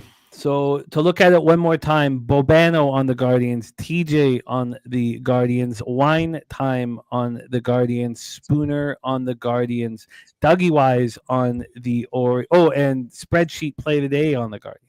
Wow. Jose on the Orioles, Justin McCelvy on the Orioles, 9 Legacy on the Orioles, BJ on the Orioles, Dougie Wise on the Orioles, Jacob also on the Guardians. Wow. Shout out to our guy AOD in the house. And nice. It feels great to be on the sidelines, fellas. Feels great. You guys enjoy this. All right, let's get to work here. No, wager detective. Bobano's on the Guardians at minus 112. Oh, and Mr. Belvedere also on the Orioles. Wow. Again, just so we're clear, Bobano made official the Guardians at minus 112 and broke down why. Okay, let's move on to 6:40 p.m. Eastern, fellas. God, it feels, there's certain times when I'm capping here with you guys where it just feels so good to be here. And this is I enjoy this so much. And I'm so thankful for the opportunity. Let's talk about the league-leading Toronto Blue Jays. Feels weird to say it. It's like saying the East-leading Hamilton Tiger Cats. The Blue Jays 60-42, 23-25 on the road to the Detroit Tigers, who are in a swoon. AM is on the under 9 at minus 122. We're at Comerica Park in Detroit, Michigan. Let's go over the weather here. 94 Fahrenheit. Feels like 95. It's not nearly that hot up here. I don't know. It's so hot in Detroit. 12.5 miles per hour right to left across the diamond. Dies down to 10.7 miles per hour. We have Ballpark Pal giving Comerica Park even. -4% homers, -6% doubles and triples, and +10% singles. We have Eric Lauer and Reese Olson pitching here today. Let's get into this line history. We have the money line on the Detroit Tigers at -122. They opened up -133. So there's been a move towards the Blue Jays have gone from +120 to +113. I've only made a bet on one game here, and that's the Cardinals -1 a few hours ago. That's my only action here, but I'm interested in more, obviously.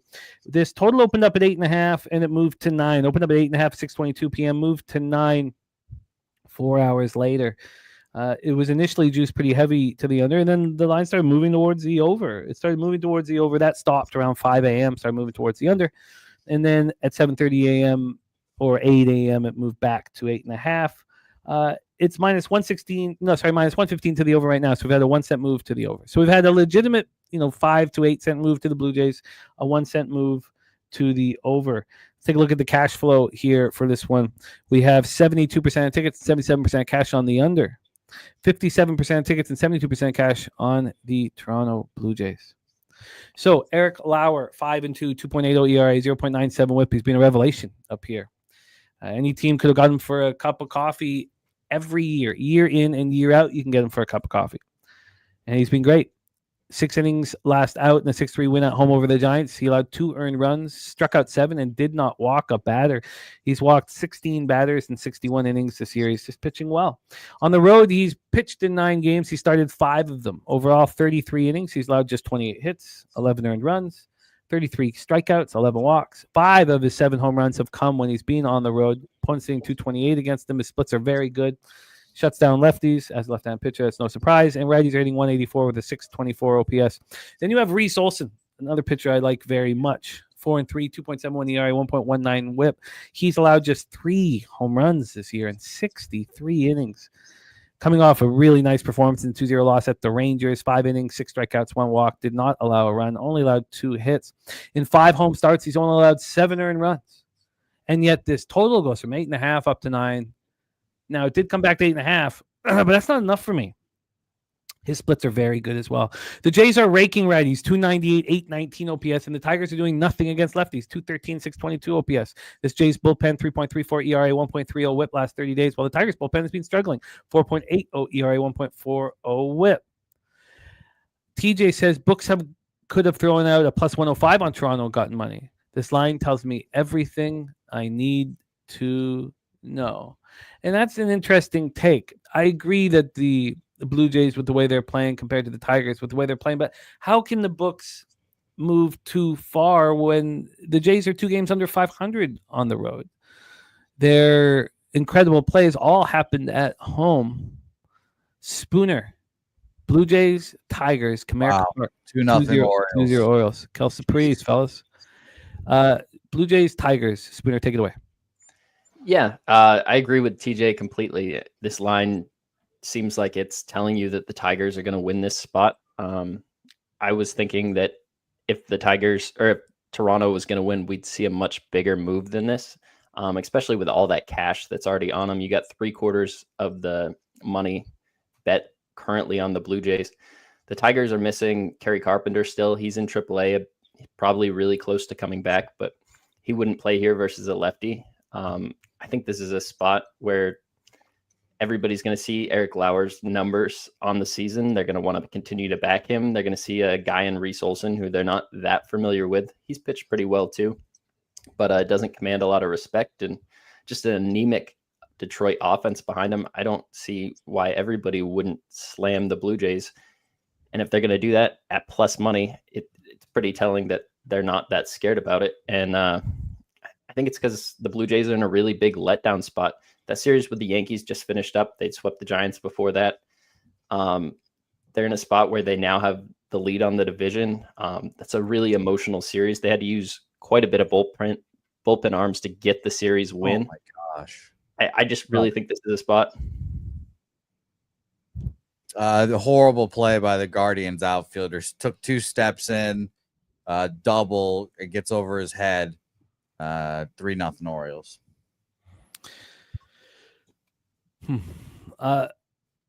So back to this spot here. I agree with that take. I agree with all of this. It makes perfect sense here to then, fade the Jays here. Perfect sense. But it's a difficult thing to do. Have you done this, Spooner? Have you bet the Tigers? I have not. I took the under in this game. Jose, I thought he was going to say something about the game, so I kind of stopped there. No, sorry, my bad.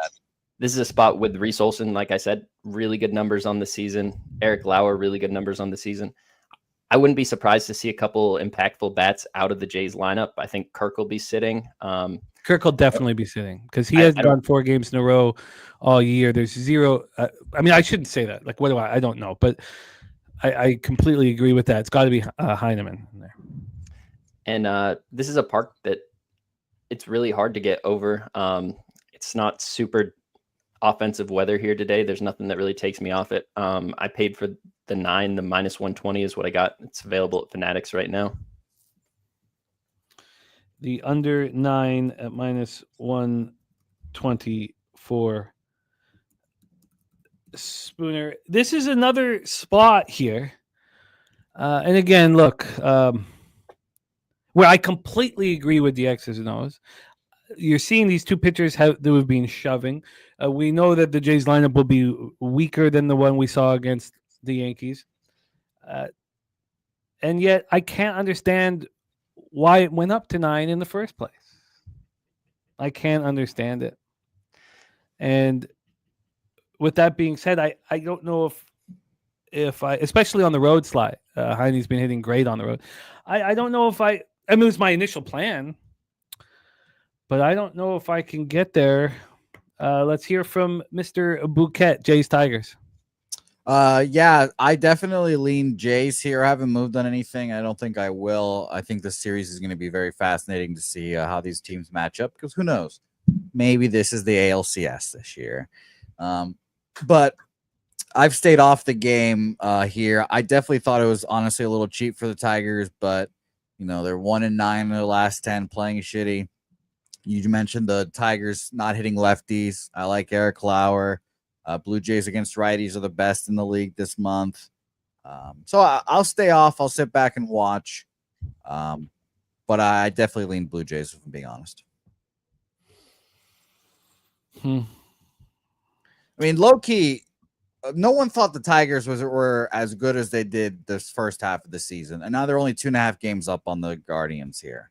I'm just a little worried that maybe the first half was a little smoke and mirrors, or they just blew their load way too soon. The Tigers did. So I'll be watching, but I think the Tigers might be a decent fade candidate in this next second half of the season. But, maybe I'm being a little overreactive. Who knows? After all of this and, sitting with all this great information from you guys on screen, from the chat, the thing that I'm left with that resonates the most for me is that the Jays are dumb hot. Like, if this was in the NHL, the Tigers coming off getting swept at Pittsburgh now know that they're playing a team that, has been phenomenally good this year, which is a big surprise. That's getting a ton of attention, that they're going to bounce back. And Lauer's been so good, and I can understand why at this point now, 61 innings in, we're like, okay, this is, he's not going to start for you maybe in a playoff game, but he's a dependable pitcher. Reese Olson is a stud, man. And who are the starters for the Blue Jays right now for the playoffs? I'm sorry, is it Barrios, Chris Bassett, and Gossman? Gossman, right? Okay. So with all that being said, I think that this line is telling. And I expect to be on Tigers. I don't know if I mentioned the cash. I did. 56 and 71 on Toronto. What did you think? What would you line this at, Jimmy? -150 Tigers? You can't line it at that. It just how about that big then? And how good the Jays have been. Yeah. I mean, if you look at an offshore that, I guess everybody lined it, the offshores that I don't care about, like the ones that I wouldn't even look at their line movement, they opened it up Tigers minus 138, Jays plus 115. And that was basically across the board, minus 133, Jays plus 120. I just think this is a little too cheap for the Tigers, in my opinion. And it's still 50-50 ticket splits. It's like 57. I don't have it in front of me right now. But then sharper bets are just on Toronto here. So people say books want 50-50 action, which I don't believe is true, obviously. But I think this is a pretty interesting line. I'll say that. Spooner on the under 9. I need to sit with this longer. I think you asked the right question. Like, what would I have lined this at? I don't think it'd be. I think that it's set up to get Blue Jays money, and it really hasn't, in my opinion. I mean, still, again, sharper actions on the Blue Jays, but I obviously, and we all respect that sharp action on the Blue Jays. It's still ticket count is still 50-50. I'm curious. That's why I'm a little sketched out. I think this line's pretty fair. Like I thought minus 150, but I think you're right that you can't line the Tigers are 1-9 their last 10, even if the Blue Jays are shit on the road, right? Full season, and the righty lefty disparity in the two teams in the last month, another worry. And the bullpen struggling. I'm going to need more time on this one. I think I might end up on the Tigers. Johnny Yim. Johnny, I need to, I hear that you're coming with us, I need to reserve your spot. We just had Bobano lock in for our trip to Woodbine. So I need a way to connect with you, Johnny. And I was trying to figure out if I could find you on X or not. I need a way to get a hold of you, Jonathan, my friend. So please help me accomplish that. Okay, that's a fascinating breakdown. Let's roll on to our next game on the board. I think I get to the Tigers, though. I think I get there.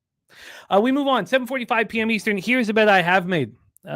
Much like Bobano, who's on the Cards, minus 146. Dougie Wise, free bands play today. The Cards, minus 132.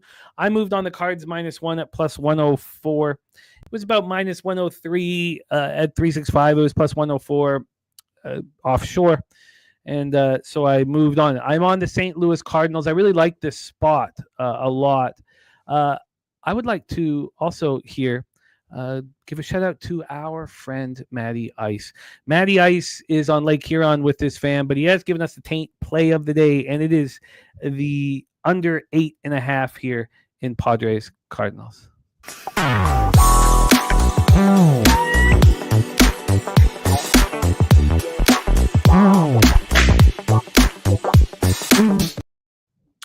All right, let's roll here.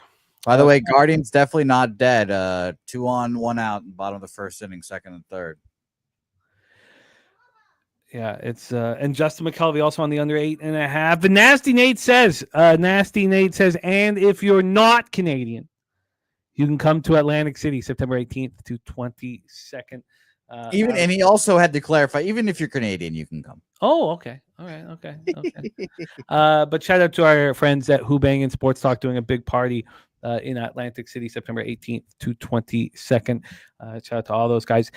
Kong is on San Diego money line. San Diego money. Sports scientist Jacob also on the under 8.5. And Deacon Mike just says, I hate St. Louis. Shout out to Deacon Mike for helping me get some cash yesterday. That home run prop. He does that. Easy. Now we have AM on the other side. He's on the over 8.5 here. Let's take a look at the weather in St. Louis. 95 Fahrenheit. Feels like 102. Wow, that's at first pitch. 6.3 miles per hour right to left across the diamond. Dice down at 5.4 miles per hour. Ballpark Pal has Busch Stadium minus 5% overall. Minus 3% homers. Minus 8% doubles and triples, but plus 3% singles. Kong's Clips play days on the Padres at plus 120. We're in Busch Stadium for Yu Darvish Day. And Yu Darvish has had 3 starts since he has returned. We have the Cardinals right now minus 148. I love all of it. They opened up minus 129, 19-cent move towards the Cardinals. From a total standpoint here, we have an 8. It's minus 109 to the over. This did open up at 8.5 at 6:22 p.m. By 8 p.m., it was an 8. We have Yu Darvish. He's made 3 starts. On July 7th, 6-3 loss at home versus Arizona. He went 3 2/3, 3 hits, 2 earned runs, 5 Ks, 3 walks. This is okay. Then he had another start at home. So we had the consecutive home starts, but he didn't look that good against the Phillies. 4 2/3, 5 hits, 4 earned runs, 2 Ks and 3 walks. Then he had 5 days in between, but then he had the All-Star break, which helped give him a week off. And he had his best start, 4-2 loss at the Nationals. He only struck out 1 batter, but he went 5 innings, allowed 3 earned runs. He's not been very good. Lefties hitting 207, 723 against him. Righties 333, 792, but the sample size is small. Sonny Gray 9-4, 4.04 ERA, 1.15 WHIP, 123 strikeouts over 111 in the third. He's been very good at times this year. One of those times was not his last start. It was ugly. 3 1/3, 11 hits, 9 runs, 8 of which were earned, 2 homers, 5 Ks, no walks, 10-1 loss at Arizona.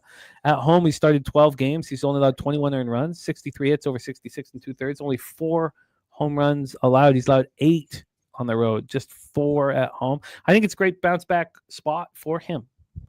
Padres versus righties, the worst in Major League Baseball over the last 30 days, 202, 599 OPS. Cards, 255, 736 OPS. Padres bullpen has been very, very good. Take it away for us here, Jose Bouquett, Padres, Cardinals. Yeah, Old Man Morton gets out of the inning, and I love how his name is just Old Man Morton, so that's very funny. I'm on the Cardinals here, but I'm on them in a parlay. They're one half of the parlay. We'll talk about the second half of the parlay in about a game or two. But the line just kind of shooting towards the Cardinals here and on all that good stuff makes me feel like just Darvish doesn't have it yet. Minus 130 opener, penny minus 129 up to minus 148. Where we used to play poker, minus 130 up to minus 147. And I'll just echo the market again for us here. There's 53% of the bets on the Cardinals, but 61% of the money on the Padres here. So all that movement, I'll just hope it's not a head fake or whatever from the books. I'll put him in the parlay. I like Sonny Gray. And like I said, I just don't think Yu Darvish has it yet. And of all of the contracts that the old Padres owner did before dying, this Yu Darvish one will be the worst one. It's not looking good. So no action for me, or excuse me, no straight action here for me, but I do have a Cardinals and a parlay. I wonder if I should double down on this. What did you get the Cardinals at? I got -1 at plus 104. At the time, at the time it was -140 on the money line and plus 149 on the run line. And the Cardinals double results plus 145. Do I go for it is the question. Let's hear from Spooner. Will he lead me to add more investment on the Cardinals? Take it away. I have a bet in this game as well. It's the Cardinals -1. I built it at plus 100 using FanDuel and Caesars around an hour ago. This is a spot where I really like the Cardinals. I like the market in this a lot. I think it moving towards the Cardinals this much, pretty telling in my opinion. They try to close at the best line they can possibly have. If you look at the entire range of outcomes, Yu Darvish could come out here and pitch really well, but what is really well for him at this point? 5 to 6 innings of 2-run baseball. I think that keeps them in. Sonny Gray has been just lights out at home this season. He's coming off one of his worst starts, so I think that was kind of built into the opening line a little bit. A pitcher off a bad start is always especially somebody of Sonny Gray's caliber, is a spot where I want to back him, especially coming home. I think this is a spot he pitches really well. We have Yu Darvish's old catcher starting in the St. Louis lineup tomorrow. I always think that's important to have insight on the pitcher more than just the average amount that you can get from your scouts. A catcher knows his pitcher better than anybody, and they were together for multiple years. So that's a spot where I feel like Wilson Contreras can kind of communicate some things to the rest of the lineup about how to get to you. And just right now, I'm not going to try to put my money on him. I want to see him pitch well before I even get close to thinking about it. He's got a 6.54 xFIP to lefties so far on the season. That's terrible numbers, and that's Brendan Donovan. That's Alec Burleson. Two of the better bats at the top of this St. Louis lineup. So it wasn't that hard for me to get there. Looking at it last night, I wanted to move on the Cardinals, and just seeing the market movement, it pushed me over the edge. Getting plus money with a -1, I feel really good about.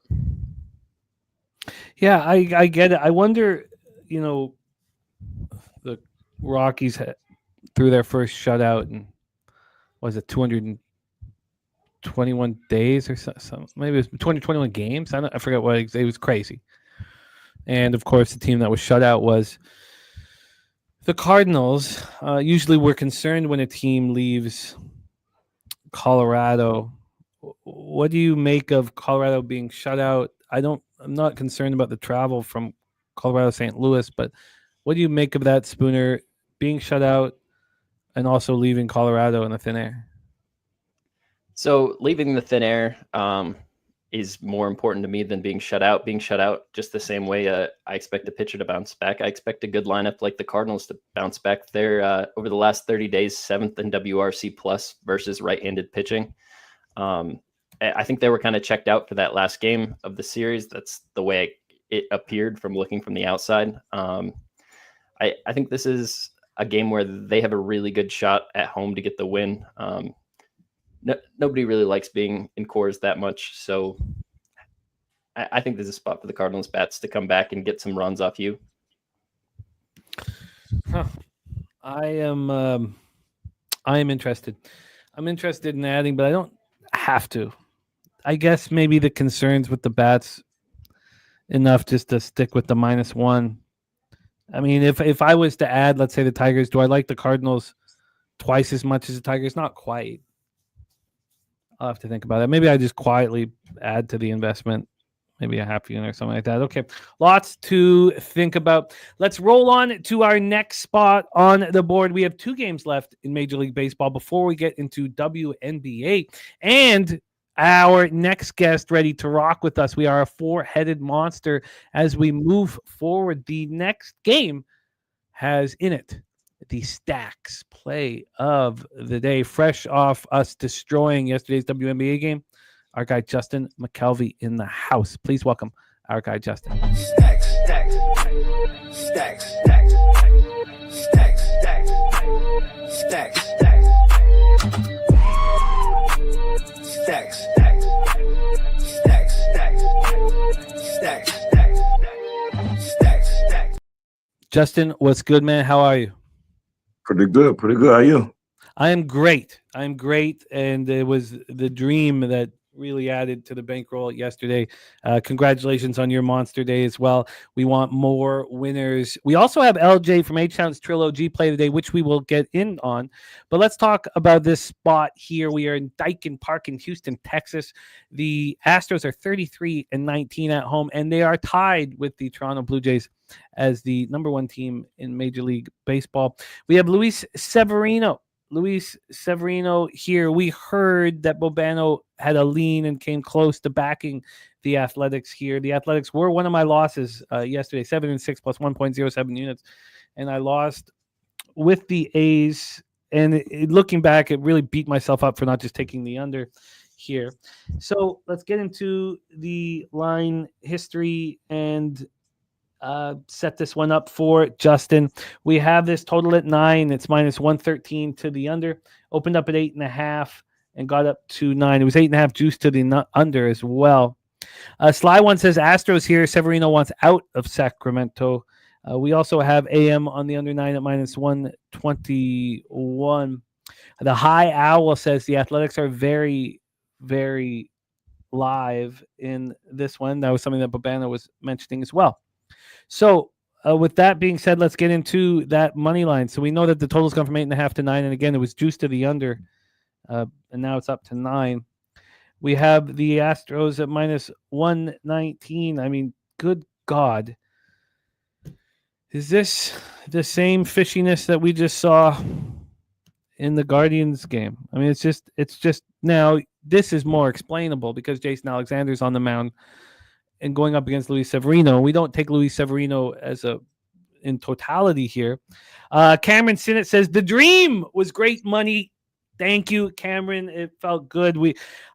I have been very poor in WNBA this year, so felt good to start the second half of the season like that. Let's get more money. We need more money. I thank you both, Justin and Jimmy, because I cashed on that as well. So shout out to you both. That first quarter and full game was just no sweat. Justin added on the money line. Now that wasn't official, the money line, but still just adding and adding and adding. He cashed on the spread and the over. Absolutely beautiful. Severino, and thank you, Cameron, for sharing your hard-earned cash, man.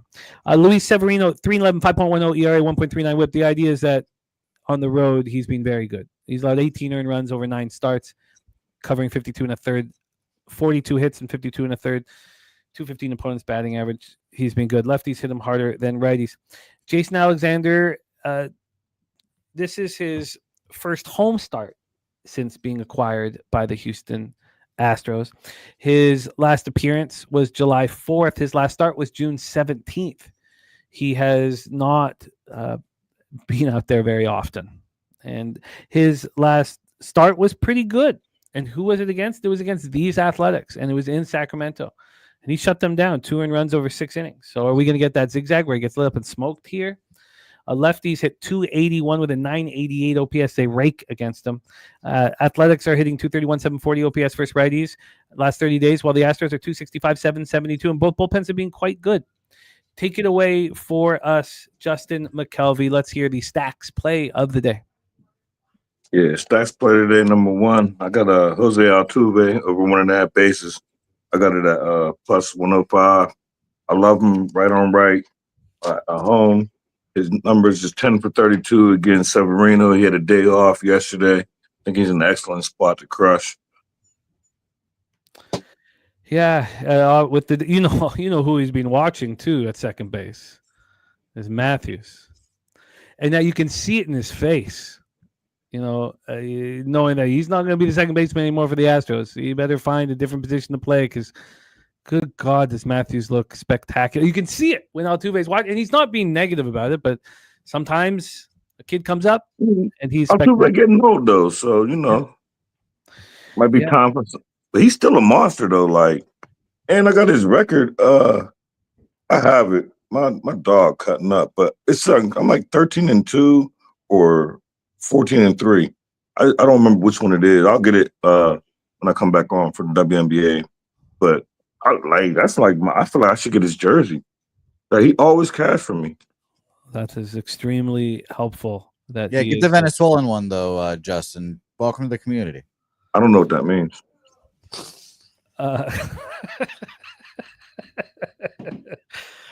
Okay. Over 1.5 bases for Altuve. Let's hear from you, Spooner, and stay with us here just as we break this one down. Take it away, Spooner. This is more explainable because of Jason Alexander on the hill. This is more explainable, but it still is a fishy line when you have a team that's 33-19 at home against a road team that's 22-31 on the road. Take it away. So I don't know how fishy it is. When you build this game from the bottom up, you're putting Astros bats in that are all second rate. They're missing McCormick. They're missing Diaz. They're missing Paredes. They're missing Alvarez. So building this from the bottom up, you're putting a bunch of AAA guys in there. Then you add in a journeyman 32-year-old pitcher for the Astros that's only made 1 start in the majors this year. It was against these Athletics in Sacramento. And he only gave up 3 runs, went 6 innings, pitched really well for considerations of that park. This is a guy that was recently in the Athletics system. This is a spot where I'd really like to back George Costanza, and I have minus 124 on the Houston Astros. I think Luis Severino is checked out of this team. I think he would like to be traded. There's only so many kind of decent arms out there on the market. He's shown his ability to pitch in the postseason before. So if you're one of these teams kind of on the bubble, this might be one of the cheaper pitchers you could probably go out there and acquire that has any sort of postseason experience. I don't think that this is a spot where he's going to pitch well against the Astros lineup. Even though I mentioned all those bats are out, it's just been the next man up mentality. Christian Walker's starting to find his bat a little bit. A lot of these younger guys are as well. Altuve has seen Severino 43 times, has 13 hits off him. I do like that look from Justin, our guy Stacks over there. I'm not a player prop guy, but I just think Astros versus right-handed pitching over the last month, they're 8 in WRC plus, even missing all these really big bats. And you look at Oakland on the other side, but like I said, Jason Alexander's already pitched well against him. This is a more pitcher-friendly environment than what they were faced up there against Oakland. So this is an Astro spot for me. I don't think the line is that fishy when you consider all of the people that are missing out in a AAA pitcher. This is one of those spots where you just got to kind of swallow it. Plug your nose kind of bet. I think TJ calls it when you're betting a bad team in a spot like this, but I think you're really asking for some athletics money here, and I don't think they're getting as much as they'd like. Didn't Severino already come out and say it publicly that he didn't want to be there no more? Yep. Very much so. If he wants to leave, then he's got to pitch well. Right? Yeah. Can't pitch well in Oakland. He only pitched well on the road. And here he is. Well, Sacramento. Yes, Johnny. Johnny, just can you put your X handle in the chat for me, please? And I will. And TJ said, I just typed plug your nose and bet Detroit money line to a buddy. He's on Houston money line at minus 118. Now, TJ's been cashing with Houston game in and game out here. Jose Bouquett, I'm all ears. Take it away. You know what? I'm going to stay off this game because I want to be the asshole and bet the Oakland A's here, the Sacramento A's, or the Las Vegas A's. I want to bet the A's, truthfully. A lot of good cappers I respect on the Houston Astros, so I'll stay off. By the way, I just learned what was the guy's name again? Costanza. Thank you, Spoons. You said his name. I couldn't fucking think of his name. Costanza. Apparently, there's a lot of Seinfeld baseball stuff. I didn't know that. I had no idea. He worked for the Yankees. Yeah, apparently he worked for the Yankees. Yeah, he worked for the Yankees. It was great through line. What did he do? He was an assistant to the traveling secretary. Oh, that sounds like a great job. Don't let him in charge of the uniforms. Okay, that's fair. That's good. I also saw that he was taking batting practice one day and just hitting dingers. Bombs. Yeah, so shout out to Costanza here, but I think he gets touched up on the mound. So I personally lean the A's. I'll stay off. I agree with everything you guys said. Severino wants to get the fuck up out of there.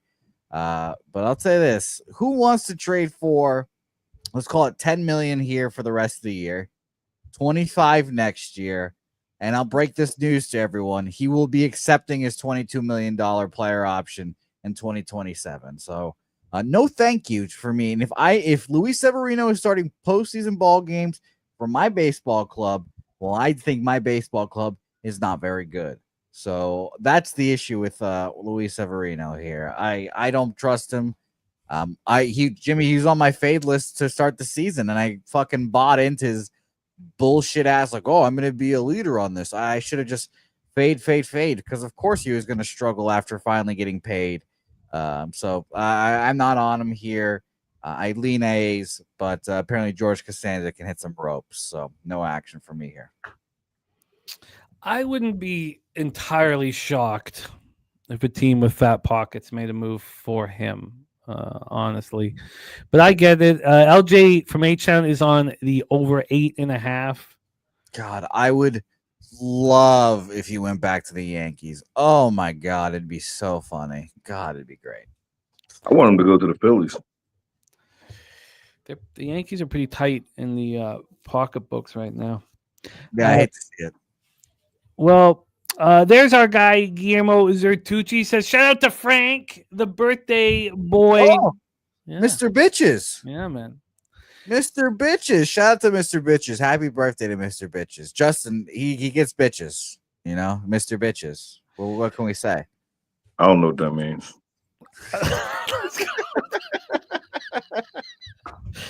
Oh, man, Justin's on it today, man. Altuve over 1.5 bases for plus 105 for Justin McCullough. That's Stacks play today, number 1. Astros for Spooner, Astros for TJ, Astros for DC Capper, Astros for sports scientist Jacob, the Athletics for Kristen. She is on the Athletics. That's the situation here. Enjoy the day with Frank G, my man. So that is our situation here in this one.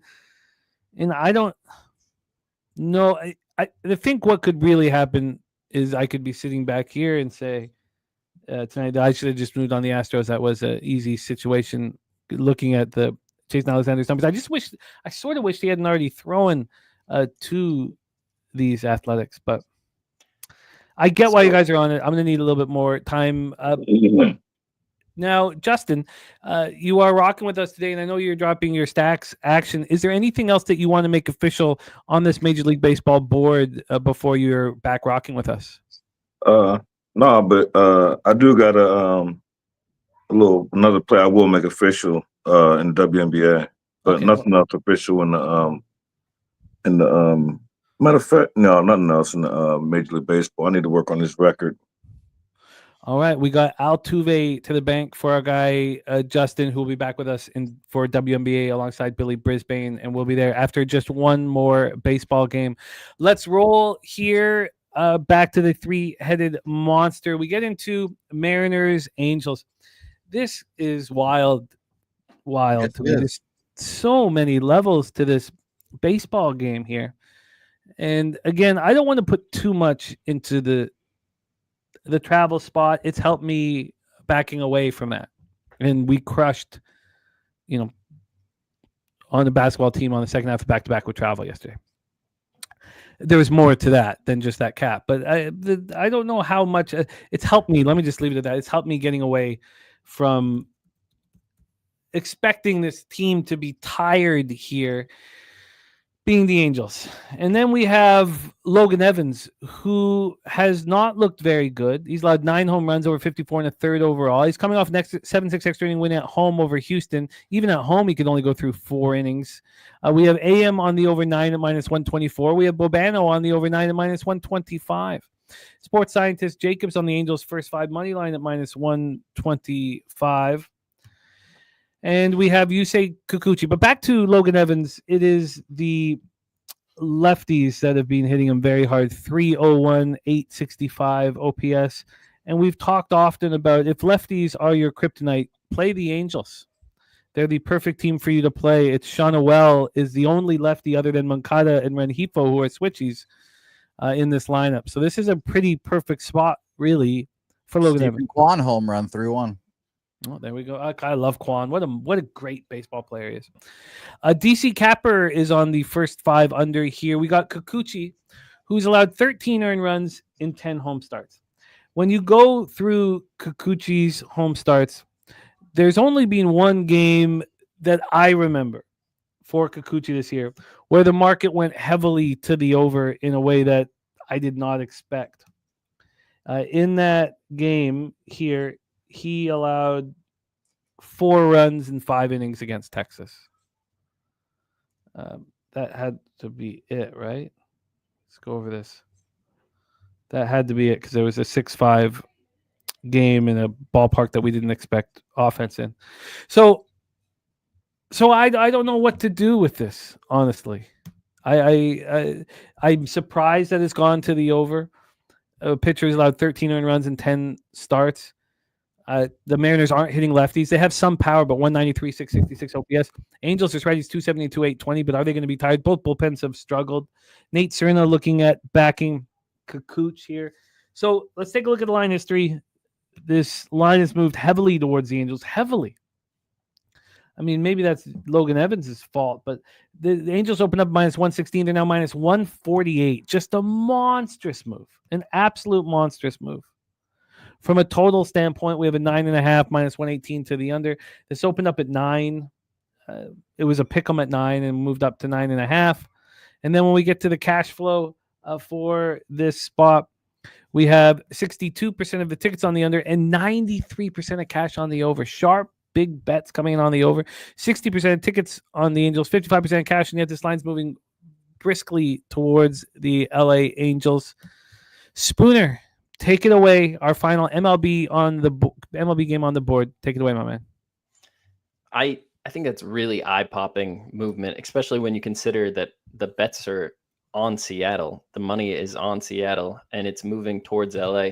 This is a spot where last night when I capped the game, I really thought it was a Seattle spot. I looked at Logan Evans versus this Angels lineup. You touched on it. There's one true lefty in the line. So his strengths are all going to be at play here today. He can use all of his pitch mix to get these Angels bats out. This is an Angels team that's really hot over the last 30 days in baseball versus right-handed pitching. They're 2 in WRC plus. Overall, their bats are number 1 in baseball in WRC plus over the last 30 days. So I expect the public to want to be on the Angels, and they're not. They're on Seattle. It's a spot that's I can't move against it. I want to back Logan Evans. Kikuchi is a guy that I always think pitches better at home. He's been public with the amount of sleep that he needs to get before a start. He likes to get 13, 14 hours. He didn't have to travel last night with the whole team. He was already in LA. He was sleeping. Seattle just has to come. They have a much shorter travel spot. So I can't do anything with this game. I would love to bet Seattle here. Post All-Star break, waiting the next day and getting a better line on a team that I liked has not been a profitable thing for me. So I'm not going to do it here. My only bet could be on Seattle, but the way the market is telling me it's a LA spot, and I don't agree with the market. My X's and O's don't. I don't have enough confidence in this to be able to move. Yeah. What about you, Jim? I agree completely. I do, I have overused the rest situation in the past, something that I've, fixing in my cap, and I can fix that here. BJ says, got to be Cardinals and Angels based on the market. Huge move. Well, I'm already on the Cardinals and I'm comfortable there, but here, I simply don't, it just doesn't correlate with my X's and O's, and I'm not going to, one terrible day and I'm in the red in MLB. I'm just holding my own barely in MLB this year. 52.5%, and we know what 52.5% does. It doesn't pay your rent. It just keeps you afloat. And so I'm hesitant. I'm hesitant to do anything here. My thought was that this was a nice situation for both Logan Evans and Kikuchi. And yet this total's flying up. Maybe it's because of the state of the two bullpens, but I'm going to have to stay off of it. Mr. Belvedere says he's a long sleeper like Loshak. A lot of people don't know that Loshak goes to sleep on Friday night and wakes up on Sunday. And that is a fact. It does sound made up. It's not. It's not made up at all. With your detective, that's a common theme with any East Coast trip with LA. Yeah. Especially, it's not just LA. Most pitchers, if they're going to be pitching home the next day, are already at home. If you watch the dugout the day before the bullpen, you won't see them there. That it's common knowledge. That's how I know. Yeah. Yeah, and especially with Kikuchi, who needs 14 hours, which is hilarious. It makes sense now why we don't, like, Friday of Pubapalooza, we'll see him. He'll be, like, kind of lurking around, and then Saturday's gone. Saturday's gone, and then he might turn up, like, Saturday night for, like, an hour or so, and then he's gone, and then Sunday morning he's back refreshed, ready to go. I had my last moments of Pubapalooza was hanging out with Loshak on the Sunday night, and I remember when he walked away, it was like 1 or 2 in the morning, and he wasn't walking in the direction of his Airbnb, just walking. He couldn't afford to turn around and be like, "Oh, I walked the wrong way," so he just like, "I'm just gonna walk this way a little bit." Jimmy, I want to move on the Tigers. The more I look at that game, the market and everything in that, I'm not going to do it at this second. I'll tweet it out if I make it official, but that's a spot I really want to hit. I think it's super telling the way that it's lined, everything about it. It doesn't make sense the way they have it lined. This is a Tiger spot. It's such a huge letdown after that Yankee series, such a huge series. You mentioned it multiple times during the series, how big this was for Toronto. Sold out. Did you see the pics of the crowd? That looks like a wonderful stadium. It looks really nice. I've heard some bad things about it, but just from the outside, I'm a fan of it. The $200 million renovation has helped a lot, but it is one of those stadiums that looks far more beautiful than it really is. But the 200 million renovation helped in a big way. Thank you, Johnny. I'm hooked up now. Jose just connected with me, so I will. Thank you, Johnny. You're in, and I can't wait to hang out with you, man. Again, I'm so excited about the trip. So, no action for us, Jose. Anything for you in Seattle, Los Angeles? Yeah, it's the end of the parlay. I mean, obviously, Angels are the end of the parlay here. Big line movement to them.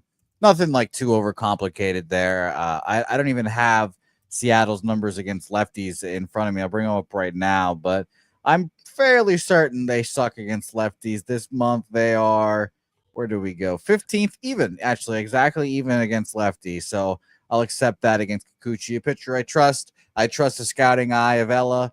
So I am on the Los Angeles Angels here in the parlay with the Cardinals, and it was plus 187. Plus like 187. Full game, obviously, both money lines. Yeah. I love it. We hear from Guillermo that Mr. Bitches needs a birthday bet here. And I have the birthday bet, my birthday bet for our friend Mr. Bitches.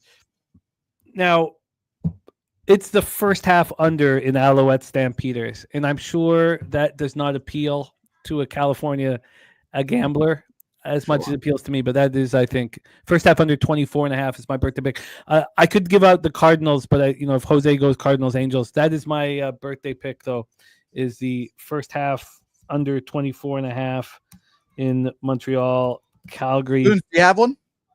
Yeah, my favorite bet on the day is that Jays Tiger under. I got it under 9 at minus 120. I think that's a valuable run, getting the 9 instead of the 8.5. But even at 8.5, I would want to play it. This is a spot, big letdown spot for the Jays. Tigers' offense is anemic. These are two pitchers the public doesn't necessarily trust, love, and I think if we put different names on these two pitchers, there would be an 8 in this park. Comerica is a nice spot for pitchers to pitch in. I think this is a really good spot. Under 9. All right. Well, I'm going to parlay these as well. I have 8.5 plus 105, so that will make this parlay exceedingly juicy, I guess. And I will throw the St. Louis Cardinals in there as well. And Jimmy, yours is under 24.5, Montreal, Calgary. Yes, crucial to get the hook there. And I pronounced it incorrectly. Calgary. There. So I will officially make that bet as well. So shout out to you, Mr. Bitches. Happy birthday. Tigers under, Cardinals money line in the first half under in Montreal, Calgary. Yeah, love Frank, man. They do such a great job. The Certucci's making Pubapalooza so much fun. So 3-2 end of 3 innings there. Guardians. Those two catches. The last one was not, but it looked like that second out could have been a bases clearing double very easily. It could have been a mistake made. There's a lot of this game is far from over. 3-2 Orioles over the Guardians. This looks like we got a fun one. JM says Cash Morton over 1.5 runs. Quan and Jose Ramirez. Nice, great job, JM.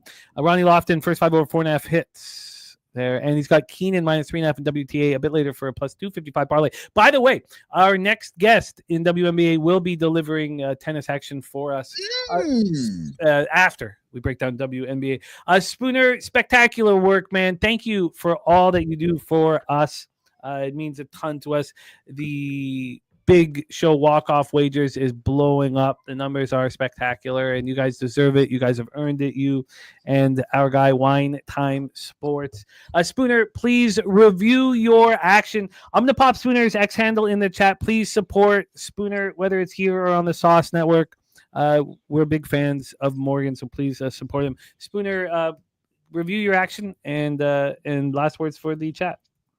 Yeah, so I'm on the Guardians minus 116 to open the day. I have the Blue Jays Tigers under 9 minus 120. I have the Cardinals minus 1 plus 100 and the Astros money line minus 124.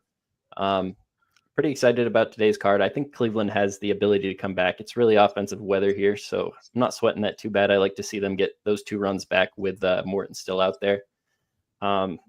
Really excited for the rest of today's card. The weekend, we have college football coming up. There's so much to do capping-wise. Never a dull moment. I've heard Jimmy say so many times there's not enough hours in the day, and the further you get into capping, the more I realize there is not enough hours in the day to get everything done. So it's fun hitting everything. I'm going to start locking in more on college football, but Sundays, I put everything I have into the card with my guy Wine Time. He's been killing it. I've been doing really well on the show. It's really fun to get to go through everything. Have a little bit more time then, so we can spend as much time just doing the rigorous proofs on the game like Jimmy's taught us to do. You can't just fire against something that the market doesn't make sense with.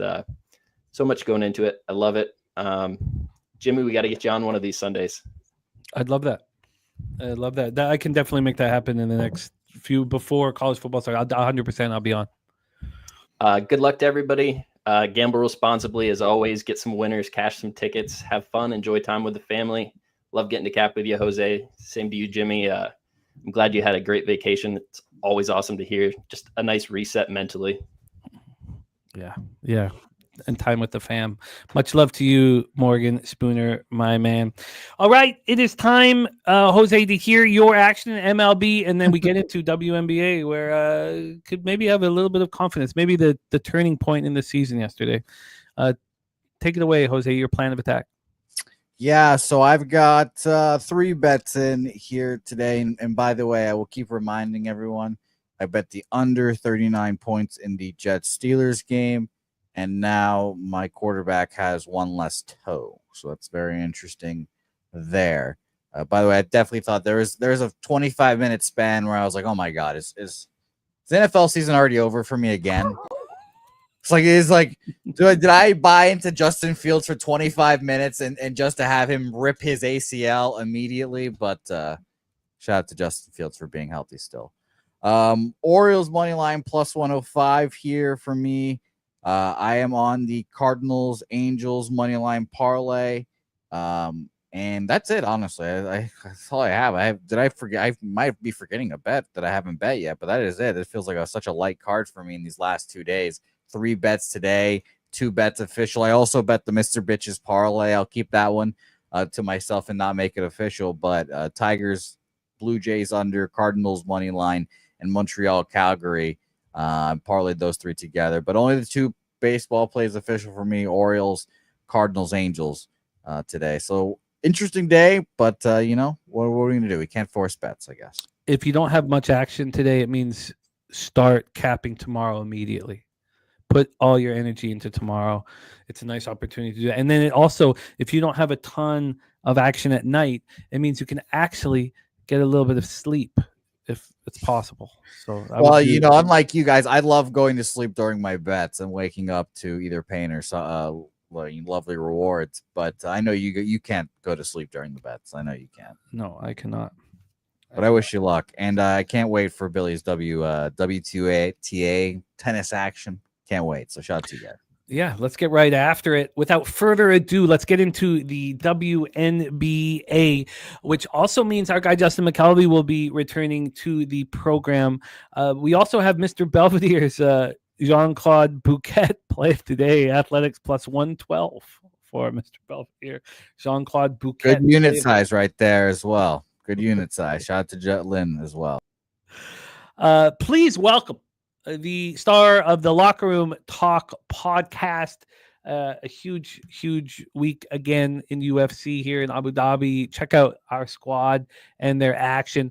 A huge part of our channel, Capper, that we love working with and love cashing with. Please welcome from South Jersey, our guy, Mr. Billy Brisbane, to the show. Brizzy, what's good, man? How are you? Doing good. Getting ready to roll along here. Got some fucking tennis action live right now. WNBA tonight. You would think in the dog days of summer you would get a couple days of a break, but I would say for gamblers, this is the best time of year. This is we're in some Hall of Fame mode, and you can really see if you're getting hot or not before the football season comes, because anybody can hit a football play. I'm supposed to relax during this time of year, but I find it impossible to do so. I think it's just the weight of the analytics in baseball. such a complicated sport. And I'm hyped to have Stacks on, though, man. I mean, we had some Saturdays during college basketball season. It would feel like we'd be on an island sitting on the panel by ourselves.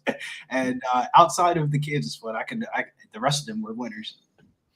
Well, let's bring on the aforementioned Stacks, because we made a lot of money on the basketball game yesterday, and I've lost a lot of money in WNBA this season. So it was very much needed. And I'm ready to continue attacking here. Please welcome back our guy. We got Pennsylvania in the house by way of Georgia. Please welcome Justin McCelvy back to the program. Justin, welcome back, my man. Great to have you. Excited. A lot of people excited about the Altuve action you have in Major League Baseball. But let's get into WNBA. We have the LA Sparks Connecticut Sun meeting at Mohegan Sun Arena in Uncasville, Connecticut. Mohegan Casino, a casino that our Brizzy knows very, very well. It has become apparent to me that while the Sparks can't play defense, they're playing much better basketball. I think it's apparent to everybody. Now, they just faced Connecticut at home, and Connecticut played them tough. I wonder if you don't want the Sparks as a favorite. In saying that last game, they have opened up the post All-Star break era, and the market told us when it went from 3.5 to 2.5 that the Sparks were going to beat the Mystics again. I found it difficult to believe that, but they did exactly that. They beat the Mystics again, and they have that game under their belt, and they're playing good basketball. Now they're playing the Connecticut Sun, and it goes back to the psychology of a situation. I've always felt that bad teams need the All-Star break the most, get away for a bit. When I say a bad team, look, they're 3-19. They're terrible. They've been playing much better basketball too. They've been in a lot of these basketball games, and we saw it come to a head when they beat the Seattle Storm. And in that next game against Seattle, it was a home and home. I thought the Storm were going to annihilate them, and they didn't. Now, the Storm ended up winning by 14, but Connecticut easily covered the first quarter and first half in that game, and covered the full game as well. I mean, that got up to, I think, 19. So this is an interesting situation here. Let's get into the line history, the cash flow, and then let's hear from Justin. We have, here we go. From a spread perspective, we have the Sparks -6. It's not being a huge move towards them. This opened up at 6 at the offshore. I'm looking at -110. So there's actually been a slight move towards Connecticut, but other books did open this up at 5.5. The books that came out earliest. From a total standpoint, this one is climbing. We're now at a 170. This opened up at 166.5. And I know, Justin, you tweeted out your action in this game. So those of you that follow Justin are going to have big CLV in this one. When we look at the cash flow, you have 74% of tickets and 81% of cash on the under, and yet it continues to climb. 61% of the tickets on the Sparks and 53% of the cash. Justin McCelvy, Stacks, play the day number 2. Take it away. Yeah, to me, this was simple. I was mad that there was a better number out there, and I missed it. I got up too late, and I got the Stacks play today number 2. I'm on the Sparks Suns over 167.5. The current number, I don't know, that's rough, but that's what I got. 167.5. Sparks the last 10, 7 of the last 10, they went over this number. Sparks the last 3, 92 versus Connecticut, 99 versus the same Washington, and 93 against the same Washington. And I just feel like that they're playing fast. You bring back Mabry off for Connecticut. You bring her back. I usually don't like the follow a team when they bring their star back, but coming off the All-Star break, I feel like she was getting back into the swing. So Stacks play today, number 2 will be Sparks Connecticut over 167.5. And I'm going to make this official. I'm going to take my swing. Give me the Connecticut Suns money line. Best number you can get. Wow. Connecticut Sun money line here. Ron Crawford on Tina Charles over points and rebounds at 21.5. Stacks on the over 167.5 -110, and also going to take Connecticut money line. Let's hear from our guy Brizzy. Sparks, Sun, take it away. Yeah, shockingly, the Sparks have been a better road team than home team this year. 6-6 straight up, 7-4-1 ATS on the road, 4-1 in their last 5 games. For me, though, I'm kind of with Stacks. I mean, I feel like the chemistry off the court for the Sun is encouraging to see. 4 straight ATS covers heading into the break. And the real story of this game is the rookie Sanaya Rivers and Marina Mabry. They can play around all that they want, but that relationship has been heating up on and off the court. And I think the reason why that relationship is to note was because I remember in the beginning of the season, we were talking about how Marina Mabry requested a trade. She got denied a trade request. But with her being in a relationship, we're kind of getting the locked-in full version of Marina Mabry. She's going to be back in our lineup tonight, and I think that's going to give a major boost to her scoring. I don't give a fuck if it's Marina Mabry, but that is such an upgrade from Lindsay Allen's 40-year-old ass that shouldn't be in the WNBA. There are some numbers that the Suns can definitely take advantage of the Sparks here. Like the Sparks second worst in the WNBA in opponent turnover scoring, and the Sun have the worst defensive rating in the WNBA. So it's hard to go under the total here, but I think the Sun, if they're going to win this game, they're going to have to play defense. That team total that we were looking for the other day with the Sparks that end up staying off is definitely one that's circling back around for me. And this one is just, I haven't been too fond of unless you're betting over in a Sparks game, it's just like, why do you even want to bet the total of a Sparks game?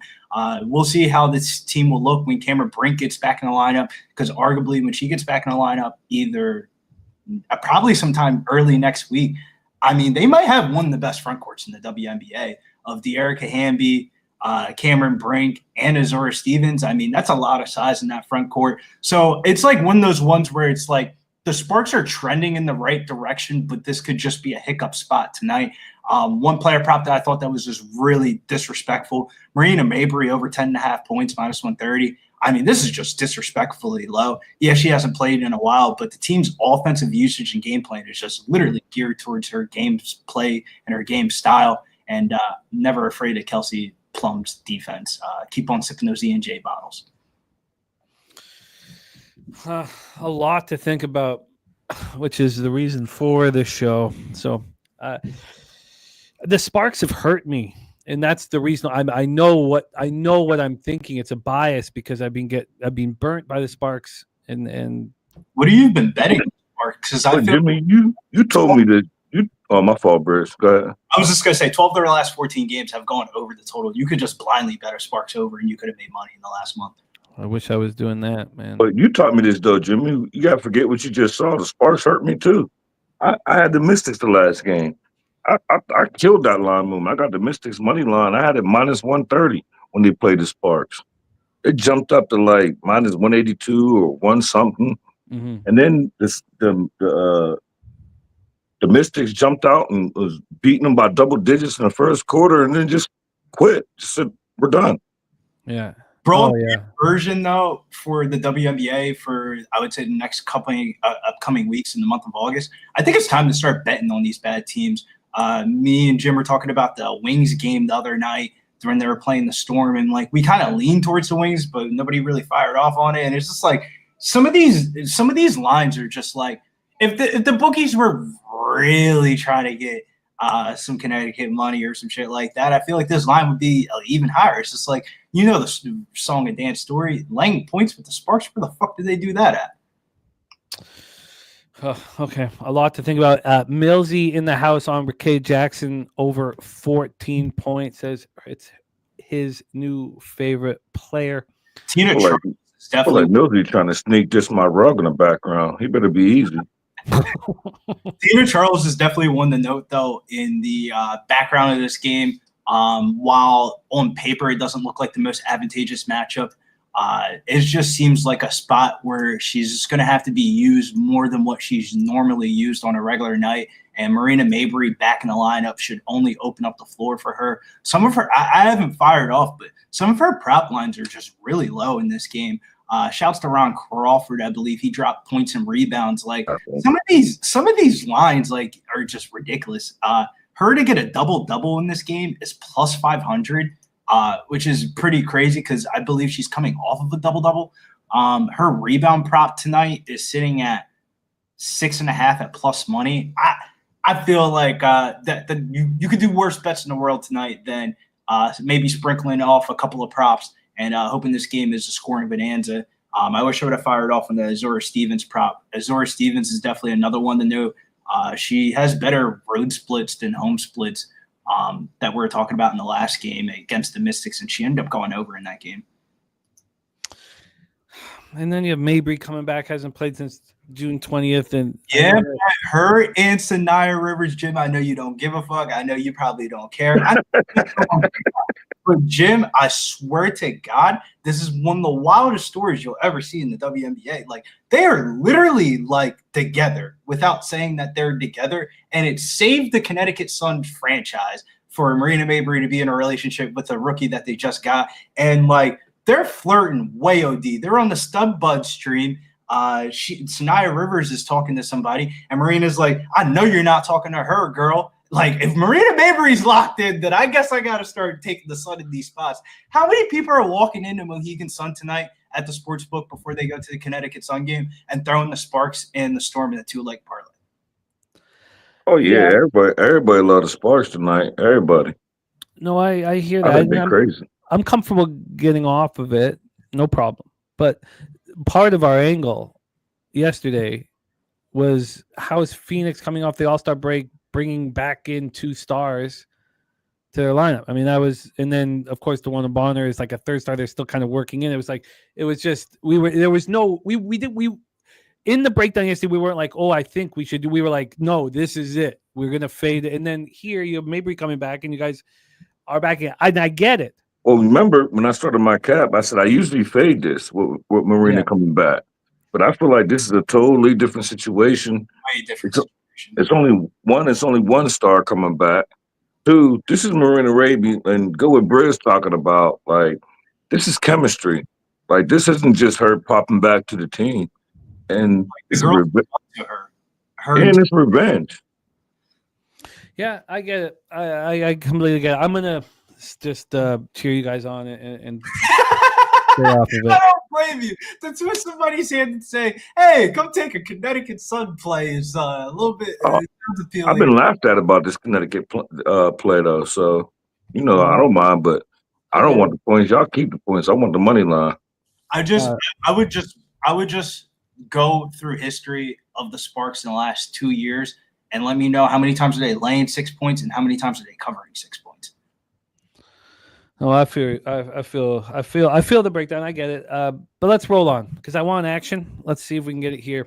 Next spot on the board for us is Las Vegas Aces, 12-11, 5-7 on the road at the Indiana Fever, 12-12, 7-6 home. We're at Gamebridge Fieldhouse in Indianapolis, Indiana. Aces started to roll. They barely beat the Valkyries at home, and then they barely beat Dallas on the road. It wasn't until they beat up on Atlanta where now we see that Brittany Griner was so focused on going back to Phoenix, and maybe they weren't all in as we had expected. 3 straight victories for the Aces, and the Fever coming off a 98-84 loss at the Liberty. They played at the Liberty before the break, lost by 11, played them at the Liberty there on Tuesday and lost by 14. They did have a pretty big second quarter, but Caitlin Clark continues to be absent from this basketball team, so it's Kelsey Mitchell and Aaliyah Boston doing all of the action. Mr. Belvedere here is on the Indiana Fever +2. Will Johnson is on the Fever money line here against the Aces. Let's take a look at the line history and take a look at the cash flow. We have on the money line, we'll take a look at both. On the money line, Indiana's +107 right now. They opened up at +1, now +110. They opened up +134. It's a real legit move towards the Fever on the money line. Aces have gone from -163 down to -128. Let's take a look at the point spread here. On the point spread, we have Vegas at -1.5. They opened up -3.5. So yes, this is telling. Yes, it's telling us that the Fever are live here. DC Capper is on the Aces -2.5. Rob Free says revenge spot for Aces. They've had this game circled. Slow Jam says Vegas should be -4.5 with no Clark. Fishy. Timmy Two Shoes says, why isn't the total closer to 170? Let's take a look at that total. We've talked about money line and the spread. Let's take a look at the total. First total back-to-back for the Aces as well. They play Friday night tomorrow in Minnesota. very, very important note. Crucial note. You're sorry. Timmy Tushu was talking about the LA Connecticut total. My bad.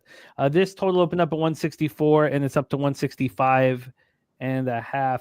This did move towards the under, though. This opened up at 164, got down to 163, back to 164, and then it got down to a flat 163 before this climb, and it did climb up to 165.5. So I got different line movement. I got this total open up at 162 all the way up to 164.5. Went down to 163 and then hovered around this 164 mark at minus 110. And then we've seen just about 5 cents in movement in the last 30 to 45 minutes. Important info, but the side is the clear move. It has to be Aces kind of overlooking this matchup. 50% of the tickets, it's 50-50 on the total, but 84% of the cash is on the under. 52% of the tickets and 66% of the cash is on the Las Vegas Aces. Brizzy, take it away, Aces Fever. Yeah, the Aces might not be back in championship form, but Asia Wilson's in MVP form right now. I mean, I definitely fucked around and found out on Monday night when I took the Atlanta Dream, had to spin the block just to make the money back yesterday. Now she's on a 3-game streak with a double-double. Like, look at her numbers in the last 3 games. 31.7 points per game and 12.7 rebounds per game. Like, that's fucking ridiculous for the WNBA. That's like video game 2K numbers. I do like the spot here for the Fever, though. Just getting beat up by the Liberty in back-to-back meetings before and after the break. I feel like that should make them come out with an asserted effort. Like, the box score of the last game doesn't describe the full story. That was a back-and-forth game where the Fever came out really hot in, and they were only down by 2 heading into the fourth quarter of that game. The Fever, in their last meeting versus the Aces, they fucking smoked the Aces by 25-plus points without Caitlin Clark in the lineup. The other meeting, the Aces won at home with Clark in the lineup for that game. I think that they're more than live to win this game outright, but I like the total in this one. Both of the first 2 meetings have gone under. I think this one goes over. I'm just going to read off what I wrote up for the premium. Aces highest scoring team in the league in the last month with 90 points per game. And if you look at the Fever, some of their numbers without Clark on the court defensively is pretty trash, like their last 2 games. But I think that this is a good offensive bounce back spot for them. Both teams just set up for perfect overs. Aces have hit the over 6 of their last 8, often clearing this 170 total. And this is 165.5. And I think that the national stage should definitely give a little bit of a motivational factor. This is an Amazon Prime video game. They pay a lot of money for those games for the WNBA. I think this game goes up and over the total. And I think this is going to be a barn burner, and I got the Fever win this one outright. I was going to play Indiana team total over 81.5 minus 118, but after doing more research, it just I have more outs by taking the over than just the team total over. Yeah, it makes sense. AM on the other side on the under. Do you want for best line available? Do you want the over 164 with a little bit of? Yeah. Do you want 164.5 up with less vig? I'll take the 164 a little bit of vig because player prop in this game is going to be Natasha Howard over 5.5 rebounds. That one is just going to be moving and moving and moving. I would even take the 6.5 at some slight plus money. This is a solid spot for her. She's not going to get the same defensive attention as Aaliyah Boston. She had 10 rebounds in her last matchup versus the Aces. The Aces are highly acceptable inside the paint, even though they have Asia Wilson in the lineup. And without Clark in the lineup, her offensive role has just expanded. She's averaging 28 minutes per game compared to barely clipping 23 with Clark in the lineup. Big Natasha Howard game. You would think it would be like Kelsey Mitchell and Ari McDonald would be the player props that you would look at. But kind of second looking at this, I think Natasha Howard's going to have a really good game. Let's hear from you, Stacks, on this spot. Aces Fever, take it away. Yeah, from the time that I first started capping this game yesterday, I've been all over the place. I do have a bet in this game. I'm not going to make it official. Once I realized that it's extremely, extremely popular, I did bet Asia Wilson over 23.5 points, and I still like it, but I just don't like the fact that it seems like the world is on it now. So I don't like to be on that. So I'm not going to make that official. I got 2 more official plays the next game, and I got another prop on the other side. Matter of fact, I'll make this one official. I really like it. Kelsey Mitchell I got 20+ points at -130. She played for the Fever. She got up over this number on a regular basis ever since CC went out. So I really like it. It's a little bit of juice, but I don't think that's juice for something that's a strong play. She had 29 last game, so I really like this play. So I'll make that official. Kelsey Mitchell, 20+ points, -130. Shout out to Roger that in the house. Great to see you, Roger that. Saluting the low baggers. We have, what was the juice on the Natasha Howard over 5.5 boards, Brizzy? 5.5 -150, bet 365. I would even, if you're tailing, I would go half unit on the, or to make a half unit on the juice prop, and then throw a quarter unit on her rebound prop at FanDuel at 6.5 at +100. And so what do we want to make official here for our record keeping purposes, which will be back tomorrow? Can I do both? Like 5.5 at -150 and then 6.5 at +100. I feel like both plays are way completely different. To ask somebody to get 6 rebounds, she goes over 6.5, she's probably going to get 8. Do you want to turn it into a 6 with the run line calculator? Yeah, that would be lit. Okay, cool. Let's do that. So then anybody who needs this, it's very, very helpful. A lot of books won't give you that. You want the push to be in play, I believe, with almost all of your bets if you can. So popping this in here for the calculator, and I'll pop it in the chat for anyone who needs it. The -150 and the +100 gives you a 6 at -125. That sounds about right, yeah. Okay. Over 6 rebounds, -125. And here is the -1 calculator. This is courtesy of our friend Ron Crawford, and it's very helpful, especially in the NHL and baseball. I mean, it's just so helpful. We have Aaliyah Boston over 18.5 points and assists from Ron Crawford as well. And again, our guys, Ronnie Crawford, Ramon Scott, and Justin McKelvey are working together on Tony's Picks, doing great WNBA videos called the 2-3 Zone. Support our friends who support us and give to us nonstop. That is the Z Code System run line calculator there in the chat. Todd Clinton, I can tell you quickly, Ron Crawford and I are both on the under. I doubled down. I'm on the first half under and the full game under with a unit on each. Now, we do have Bobano with a small bet on the Alouettes, but he did not make it official. And this line's moving towards Calgary. I do agree that it's a letdown spot for Calgary. I agree that we shouldn't trust McLeod Beth Thompson with our money. So it's kind of I'm just on the under for me in that one. And good luck, Todd. Go get that cash. Let's roll into our final spot on the board here. One thing I wanted to note, Sophie Cunningham got fined for a shitload of money for her TikTok video that she posted yesterday. If you're in the Narrative Nation or something like that, Sophie Cunningham potentially for a player prop could definitely be fired off.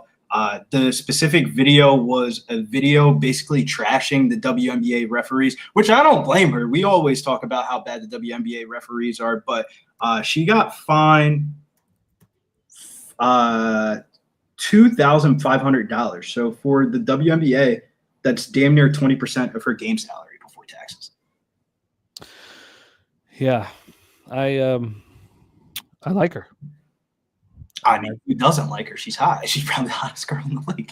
Let's roll on. 8:30 p.m. Eastern. We have the Seattle Storm 14-10, 6-5 on the road at the Chicago Sky, 7-16, 4-6 at home. We're at Wintrust Arena in Chicago, Illinois. Aubrey giving his rest in peace to the Hulkster. Yeah, we talked about that. And off the top, sad day, been a sad week for people that we watched in our youth. AM is got the Storm under 161.5, and DC still likes it at 157. Still likes it at 157. Let's get into the situation here for our final spot on the board. There's been a big move to the Storm, and for the right reasons. We expect the Storm, who were absolutely embarrassed on Tuesday night, losing by 24 points at home, to want to take out their anger against the Sky, who have been getting annihilated before and after the break. For the Sky's injury news report, Angel Reese is out for this game. No Ariel Atkins. Those are top 2 scorers for the Sky. Oof, wow. I mean, we're just this was a spot you needed to move on early here. We now have Seattle sitting at -10 at -118. This opened up the first books that opened this up at a 6. So I don't know where 6.5. I was astonished. This opened up offshore at the book we use for our line charting at 8.5. It moved to 9 and then back to 8.5. It's now at a 10.5 at some books. This could get ugly. Slow Jam says Storm lose to Connecticut, take it out on the Sky. And AM also says that he thinks the under's gone too far now. Ron Crawford still liking the under, even at 156. Let's talk about what this move has done on the total. From a total standpoint here, we have a 153.5. I'm looking at 154.5 to 155. So this is a 153.5. It's minus 120 to the over. This is just dropping and dropping and dropping. From a cash flow standpoint here, we have 77% of the tickets on Seattle, 66% of cash, 59% of tickets on the under, and 86% of cash on the under. Jeff Matthews, though, is on the over 155, said he's fading the line move. Todd Clinton, thank you, my man. Let's get that cash. I broke it down with quotes and much deeper in our analysis off the top of the show if you want to check that out. But let's get it. Let's just go get it. So here we go. Let's let our guy Stacks get us started here for Storm Sky. Stacks, this line's moved violently. Is there still an angle for getting paid? Yeah, I had to deviate because the line once the Angel Reese news broke, but I still like whatever number you could get. I got 82.5 for the Seattle Storm, but I'll make official the best number you could get on a book I was just looking at. I seen 83.5, but if you get 82, but I'm all right with 83.5. Let's take a look at what we can offer you. This is Storm team total over. Yeah, I can still get you an 81.5. What? Yeah, give me that. I guess that's a viable line right now. So Storm team total over 81.5 and over 81.5, and that's actually slightly juiced to the under, but it's minus 111 to the over. So Stacks moving on the Storm team total over 81.5. Do you want to touch on the X's and O's behind that? Yeah, I just think this is going to be a bunch of mad women coming out here. They got embarrassed the last game against the Wings, who can't double digit nobody. Like the Sky without Reese, without Atkins, they ain't really got no scores. It's gonna be bad. The only thing that worries me a little bit is when do the Seattle take off their foot off the gas? But I don't see how they don't get 85-90 in this game. Like, we just watched the Sky score, was it 49 against my Dream right before the All-Star break? What was it, 80-something to 40-something, 49 they got? So, like, it's not impossible. I think Seattle going to run it up. That's just my way of getting to it. I personally got Seattle, what I got minus 9. No, minus 8.5 I got. But I can't endorse 10.5. But that 10.5 probably good, too. Like, it's probably going to be ugly. This is going to be ugly. Take this shit up to 15. Next bets that be coming into the NBA, Johns, and stuff like that. I don't think he really pops in the chat like he used to, but I know he's a key advocate of the win margins on FanDuel.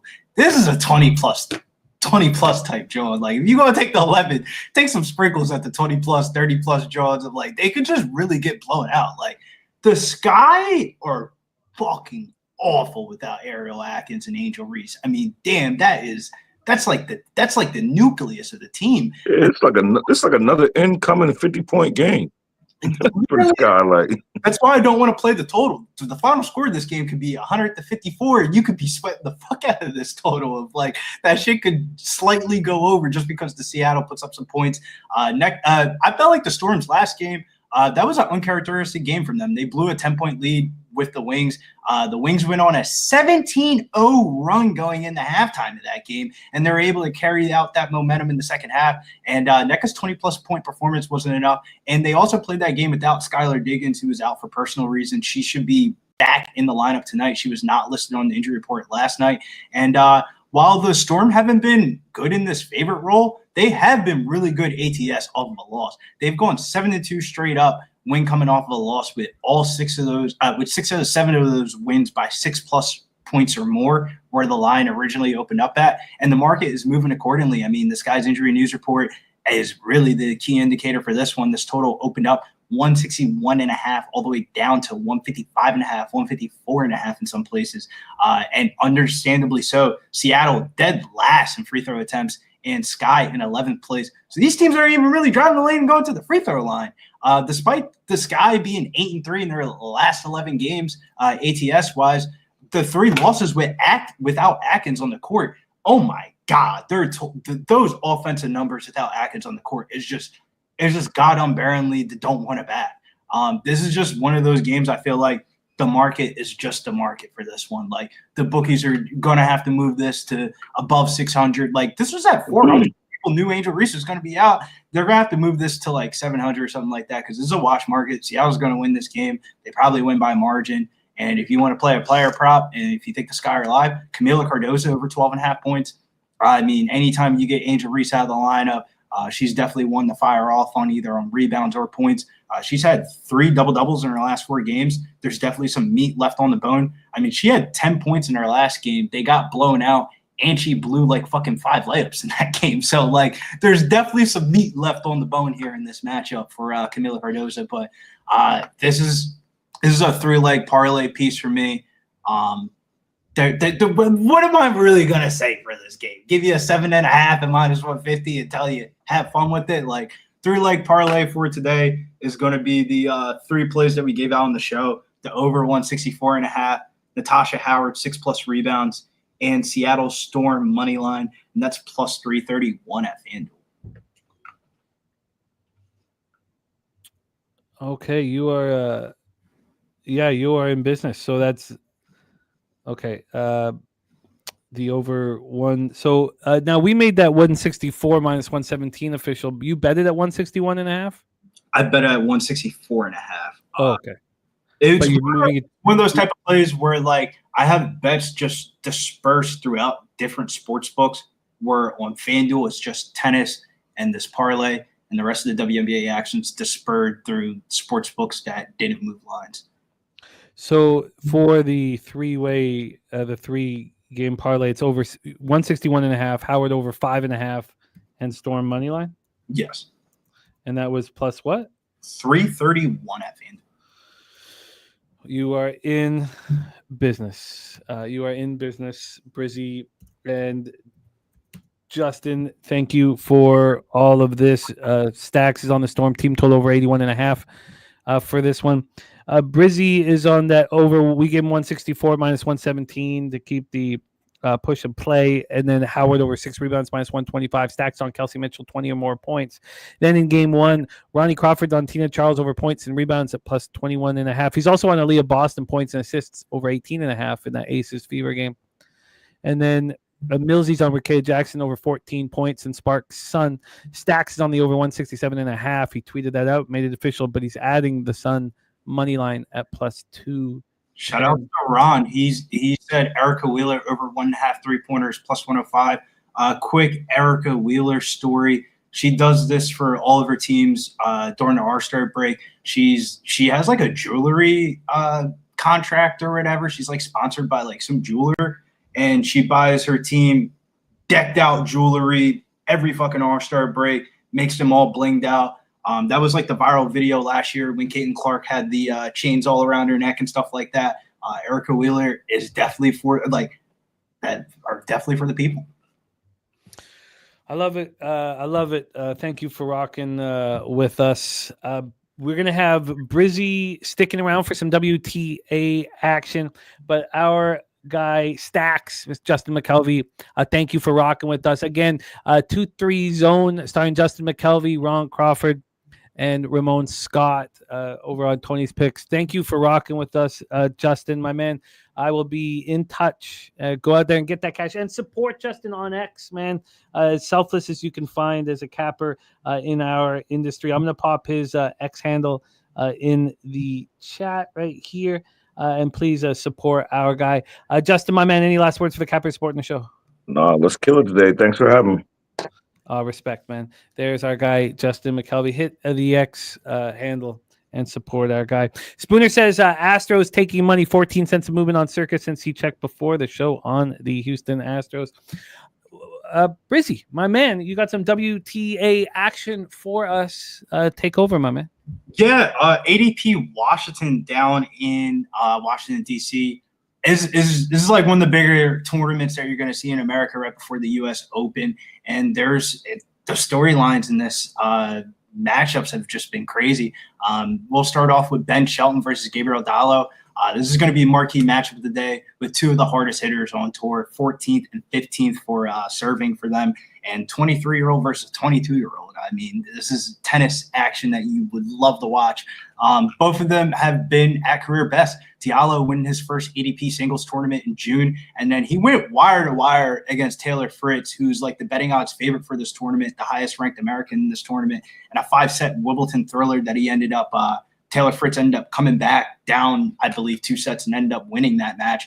Sheldon, after that Wimbledon run that he had, he finally cracked the top 10 rankings, but he needs to stay consistent to keep hold of this spot. 10-7 on hard courts in 2025. I don't think this is going to be a cigar match, but the hometown crowd and the advantage is all in Shelton's favor here. Shelton didn't face a single break point in his first match of the tournament, and he only lost 7 points throughout the whole entire match. I mean, he's been on one. And greasy narrative theory, we all love the greasy narrative theory, man. Girlfriend of Ben Shelton is the famous Dennis Rodman's daughter, Trinity Rodman, who is also one of the best U.S. women's soccer players that plays for the Washington Spirit of the Women's National Soccer League. So if you thought Ben Shelton had hometown advantage before, think about their girlfriend with all the homies. Like, she's like the star of Washington, D.C., not the fucking Commanders. For the people that live in D.C. But that shit's going to be lit tonight. I think Ben Shelton's going to win this one. If you want to use as a parlay piece, minus 205 is a very generous line compared to where he's been at in the last month. If you want to get some plus money sprinkles, for him to win the first set, 6-3 plus 550. For him to win the second set, not the second set, for the first set to be 6-4 plus 480. So 6-3 plus 550. 6-4 plus 480. He's going to need to jump a break for that. And then the second matchup is Venus Williams versus French. Venus Williams, shout outs to Venus Williams. She was able to dive back into a vintage performance in the first round of this tournament, winning her first singles match in over damn near fucking 2 years. This is just too much tennis for her. She was a plus 1,200 underdog on Tuesday and played both days in doubles and singles. She probably didn't think she would make it this far in singles. Eventually, I feel like this is going to catch up to her old legs. 40-plus-year-old playing tennis for 4 straight days. 45 for 4 straight days is crazy. French might have gotten the unluckiest draw ever in Wimbledon history earlier this month. She took on an 18-year-old Canadian who advanced in the tournament 3 hours before the match, as they call the lucky loser, as they just pick one random person to go on to the next tournament, even though they lost their qualifying match. And the girl ended up smoking French. A month before that, French was on a heater. She took down the number 6 in the world. I think this is a very good opportunity for her to capture some of that early form that she had in the summer. I mean, anytime you see an underdog go from plus 1,200 to plus 400 in their next round of the tournament in tennis, is definitely a fade. I think French wins this in straight sets 2-0 at minus 150. And then the last one is Caballero versus Big Foe, Francis Tiafoe. Now, the winner of this matchup will face the winner of Sheldon versus Diallo. And I feel like it's a blessing and a curse being a favorite here in like Washington, D.C. Like Tiafoe has some of his best historical runs has been in this tournament in past history. But I feel like the tournament makers are just giving him such a tough draw of opponents. He went 3 sets. These were 3-set matches, not 5 like Wimbledon. He went 3 sets wire to wire in his first round of the tournament. And the line movement in this match is making me feel like Tiafoe is not the side. -175 all the way down to -118. I thought this would be a good opportunity for Big Foe to get going on the home turf. Like, he was rocking the Commanders colors in his first round of the tournament. But I don't know, man. This Diablo guy, I think he's a live underdog tonight. And I don't think I'm going to be playing Big Foe at -138. Like, this line is just fluctuating back and forth. Like, seeing the Big Foe in ADP Washington under -150 is just a huge red flag. If you need just a parlay filler today, Taylor Fritz is going to smoke Mateo in that matchup. He's -650, but he's probably going to win in straight sets. I think Taylor Fritz is the betting odds favorite for this tournament, but in these tournaments, there's that don't future Carlos Alcaraz and Yannick Sinner. You can just not bet the chalkiest person, and you can make some good money in this tournament. I think you take a shot on if Ben Shelton can beat Diallo and Big Foe loses tonight, Ben Shelton's going to the finals. Ben Shelton's going to the finals. But Saturday, you know the marquee matchup that they want to have is Tiafoe versus Ben Shelton in a rematch. This was a semifinals rematch of this tournament last year, and Big Foe ended up winning that one. For the girls' side, there isn't as much value, I would say, in the girls' side because, do you really want to be laying chalk on women's tennis at 8 o'clock at night? Probably not. I would say the only other tournament was the one in Germany. Bublik, I would take him in the ATP Kitchevel tournament thing. I think he's going to win that tournament. I have him in a 2-leg parlay with Ben Shelton, and he was rolling. That was some of the best Bublik tennis I've seen in a very long time.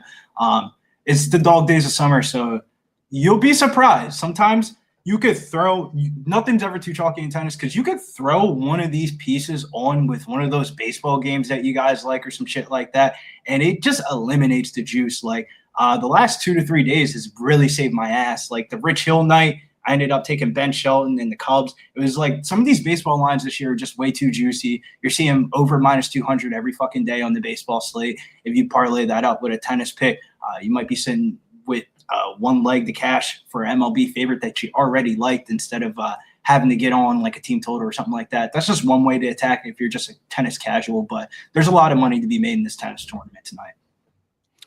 I love it, Brizzy. Thorough and excellent work. Sir Mackey loves pie on Fritz -4.5. Mr. Belvedere says French will cake walk Venus. Great stuff from our guy Brizzy. Brizzy, tell us a little bit about the big UFC Abu Dhabi on Saturday for our big live stream and what's going on with the Locker Room Talk podcast and the big show this week. Yeah, before we get into live stream, if you guys are in the tri-state area, next Friday, PFL World Championship, Thad Jean, Logan Storley, everybody's going to be there in person. We're all going to go pull up, watch the fights. And PFL has great ticket pricing. I mean, the tickets start at $25 fucking dollars. You can get in for $60 and have a really good seat. I'm not really a cage side type of guy. I kind of like getting drunk and smoking some weeds in between fights on the prelims that I don't really care about for these type of matchups. But next Friday, Atlantic City, Boardwalk Hall. Make sure you guys are there. Saturday, we have the UFC Abu Dhabi stream. It's going to be a fucking banger. 12 o'clock noon at Pub Sports Radio here. We're going to be going live from the prelims to the main event. The Contender Series is right around the corner. I would say the play that I'm going to give you, don't hate me for it if it doesn't cash, but this is a fade of the market. What have you done for me lately? A whole lot of nothing. Bryce Mitchell is coming up on this fight at -134, where that market was +130 in the beginning of the week. All the money's coming in on Bryce Mitchell, the American. He's going down a weight class to 135 for bantamweight, and I think he is going to lose against Saeed Nurmagomedov. You're going to see everybody in the world tell you Bryce Mitchell's going to win by decision. And Nurmagomedov and Abu Dhabi at plus money, make the fuck out of here. Saeed Nurmagomedov is going to win that matchup. Make sure you get on Saeed Nurmagomedov before Saturday because that line is only going one way. Like, that line is all the way up to plus 110 right now. I think we can even get plus 120. I just literally watched Bryce. I don't want to MMA math this, but I literally just watched Bryce Mitchell get ninja choked out by a fucking striker, a Brazilian striker, granted different weight class, but like that guy was not known for his fucking chokes and stuff like that. I actually couldn't tell you the last time Bryce Mitchell has looked good in a fight. I bet him against Kron. I bet on him against Kron Gracie. He was like minus 500. He barely won the fucking fight. Kron Gracie hasn't even fucking probably sniffed a MMA cage since. You're talking about a dude from Alabama that trains, or dude from Arkansas that trains with his fucking cousin that's gone 0-3 in the UFC and just looked like a complete bum. That's his main training partner. And he's fine. Arkansas all the way out to Abu Dhabi. I'll take Saeed Nurmagomedov and look at the results. Oh, I love it. I love it, Brizzy. Thank you for rocking with us. Go get that cash, my man. And thank you for all the support you give the show, my man. There he is. Make some money this weekend, man. Let's make some money. It all starts on Thursday. Our guy, Billy Brisbane, in the house. Let's do a review of all action. For those of you guys that support us with the membership and the gold membership, we are revamping everything. So we have huge news about what we're going to have as we move forward. We are not going to race today. We may have a race tomorrow, but we're revamping everything. So there's no race today. Apologize for that, but we're revamping everything. And we're excited. We got some big news coming up, especially for football season coming up and all that. 4-3 Orioles says Mr. Belvedere and the Wager Detective. Go get that cash, fellas. That was a fascinating breakdown and a fun one. A very, very fun one. Tough to be on the sidelines in that one. But Jose looking to get some more paper in that one. Nice to have picks from Dave back in business. Aubrey, thank you for the kind word. Blackdoor King just cashing in tennis, cashing all day. I love it. And thank you for all that you guys do for us. Mr. Bouquet, let's do a review of action. We have a Kong's Smash Play of the Week, Bogdan Guskov.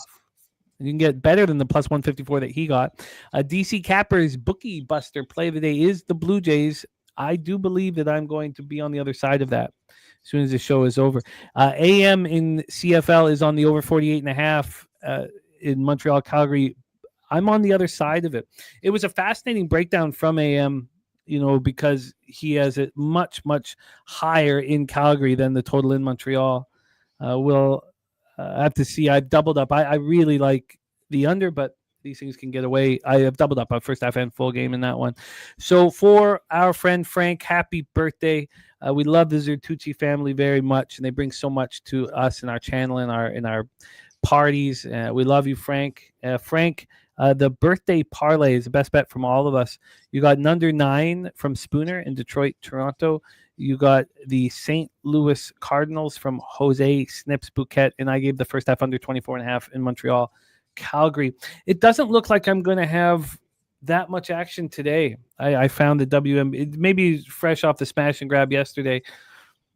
I'm hesitant to, and then I feel like I'm just so late to the party on the Storm, which should have been just the immediate bet. Maybe they still destroy. But I do fear teams in that first game without their stars in the lineup.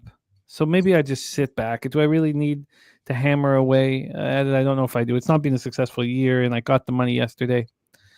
I'm on the unders in CFL. We'll go over all of the Friday, Saturday, Sunday action again in CFL tomorrow off the hop.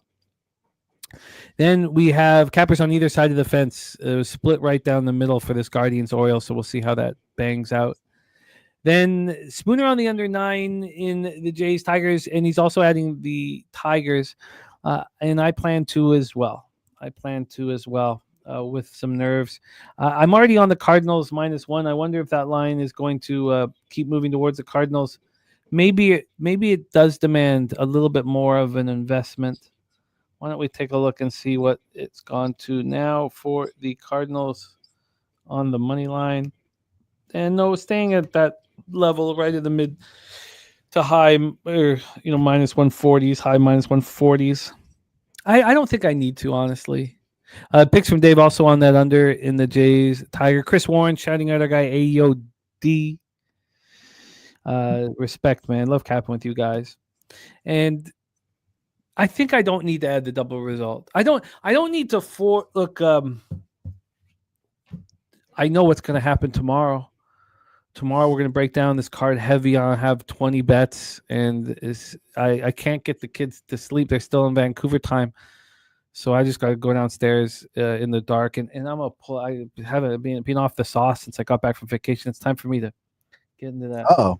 Fucking brown, man. They need to get some sauce in me, man. In fact, I should probably close the show with a shot. That's what I'm gonna do, man. Let's get a little taste, man. Let's get a little taste. Jose, I'll be right back. I'm gonna grab a bottle, man. Sure. Wow. Well, look at that. Jimmy grabbing a bottle here. Shit's getting for real over here at Pub Sports Radio. Shout out to you guys all in the chat. I'm excited to break all these games down with you guys tomorrow because it's going to be very interesting as well here. It's nice to see Timmy Two Shoes saying hilarious interaction this morning on the podcast. Nice to see you, Timmy. Thanks for watching in the building. We had my brother-in-law in the building today. Apparently the Hispanic Joe Buck, as he's being called now. So shout out to him. And what are we having there? Oh, it's the days of Kraken have passed me. I've heard, yeah, the Gasolina's retired. Well, I don't know if it's retired. I don't know, if it's, but the hangovers, as you guys know, as you get older, hangovers get worse, and the Kraken was just was hitting me too hard. Let me just Calgary mind. Let me get Mr. Belvedere's action. I tell you, the most important thing for me is now what happens after the show. Now, it's not with this card as small as this. We did pretty much deep dive on all of the action. I don't feel like there's that much more for me to do. Spooner on the Astros money line. Stacks play of the day in MLB is Altuve over 1.5 bases. Justin has got one poured. Now, this is going to be my only drink of the day. I'm going to shut down after this and wait for tomorrow. But yeah, I'm just hitting the Wisers these days, man. Sure, the Wisers. The over 9 for Bobano in the Mariners-Angels game.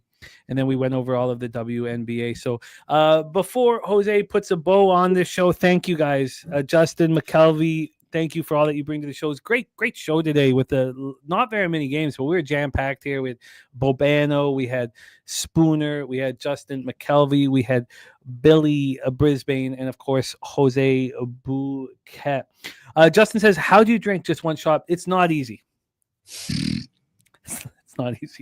It's not easy. Unfriendly, thank you, my man. AOD always pumping us up with energy. Chris Warren, the wager detective, Black Thor King, Aubrey, my man. By the way, Black Thor King will be at Pubapalooza 5. Black Thor King will be at Pubapalooza 5 for us. AM, thank you for all that you do for us. All of your insights they're very important. They really help all of us. Picks from Dave. Great to see you back in business. Timmy Two Shoes, Jerry Davis, Mr. Belvedere.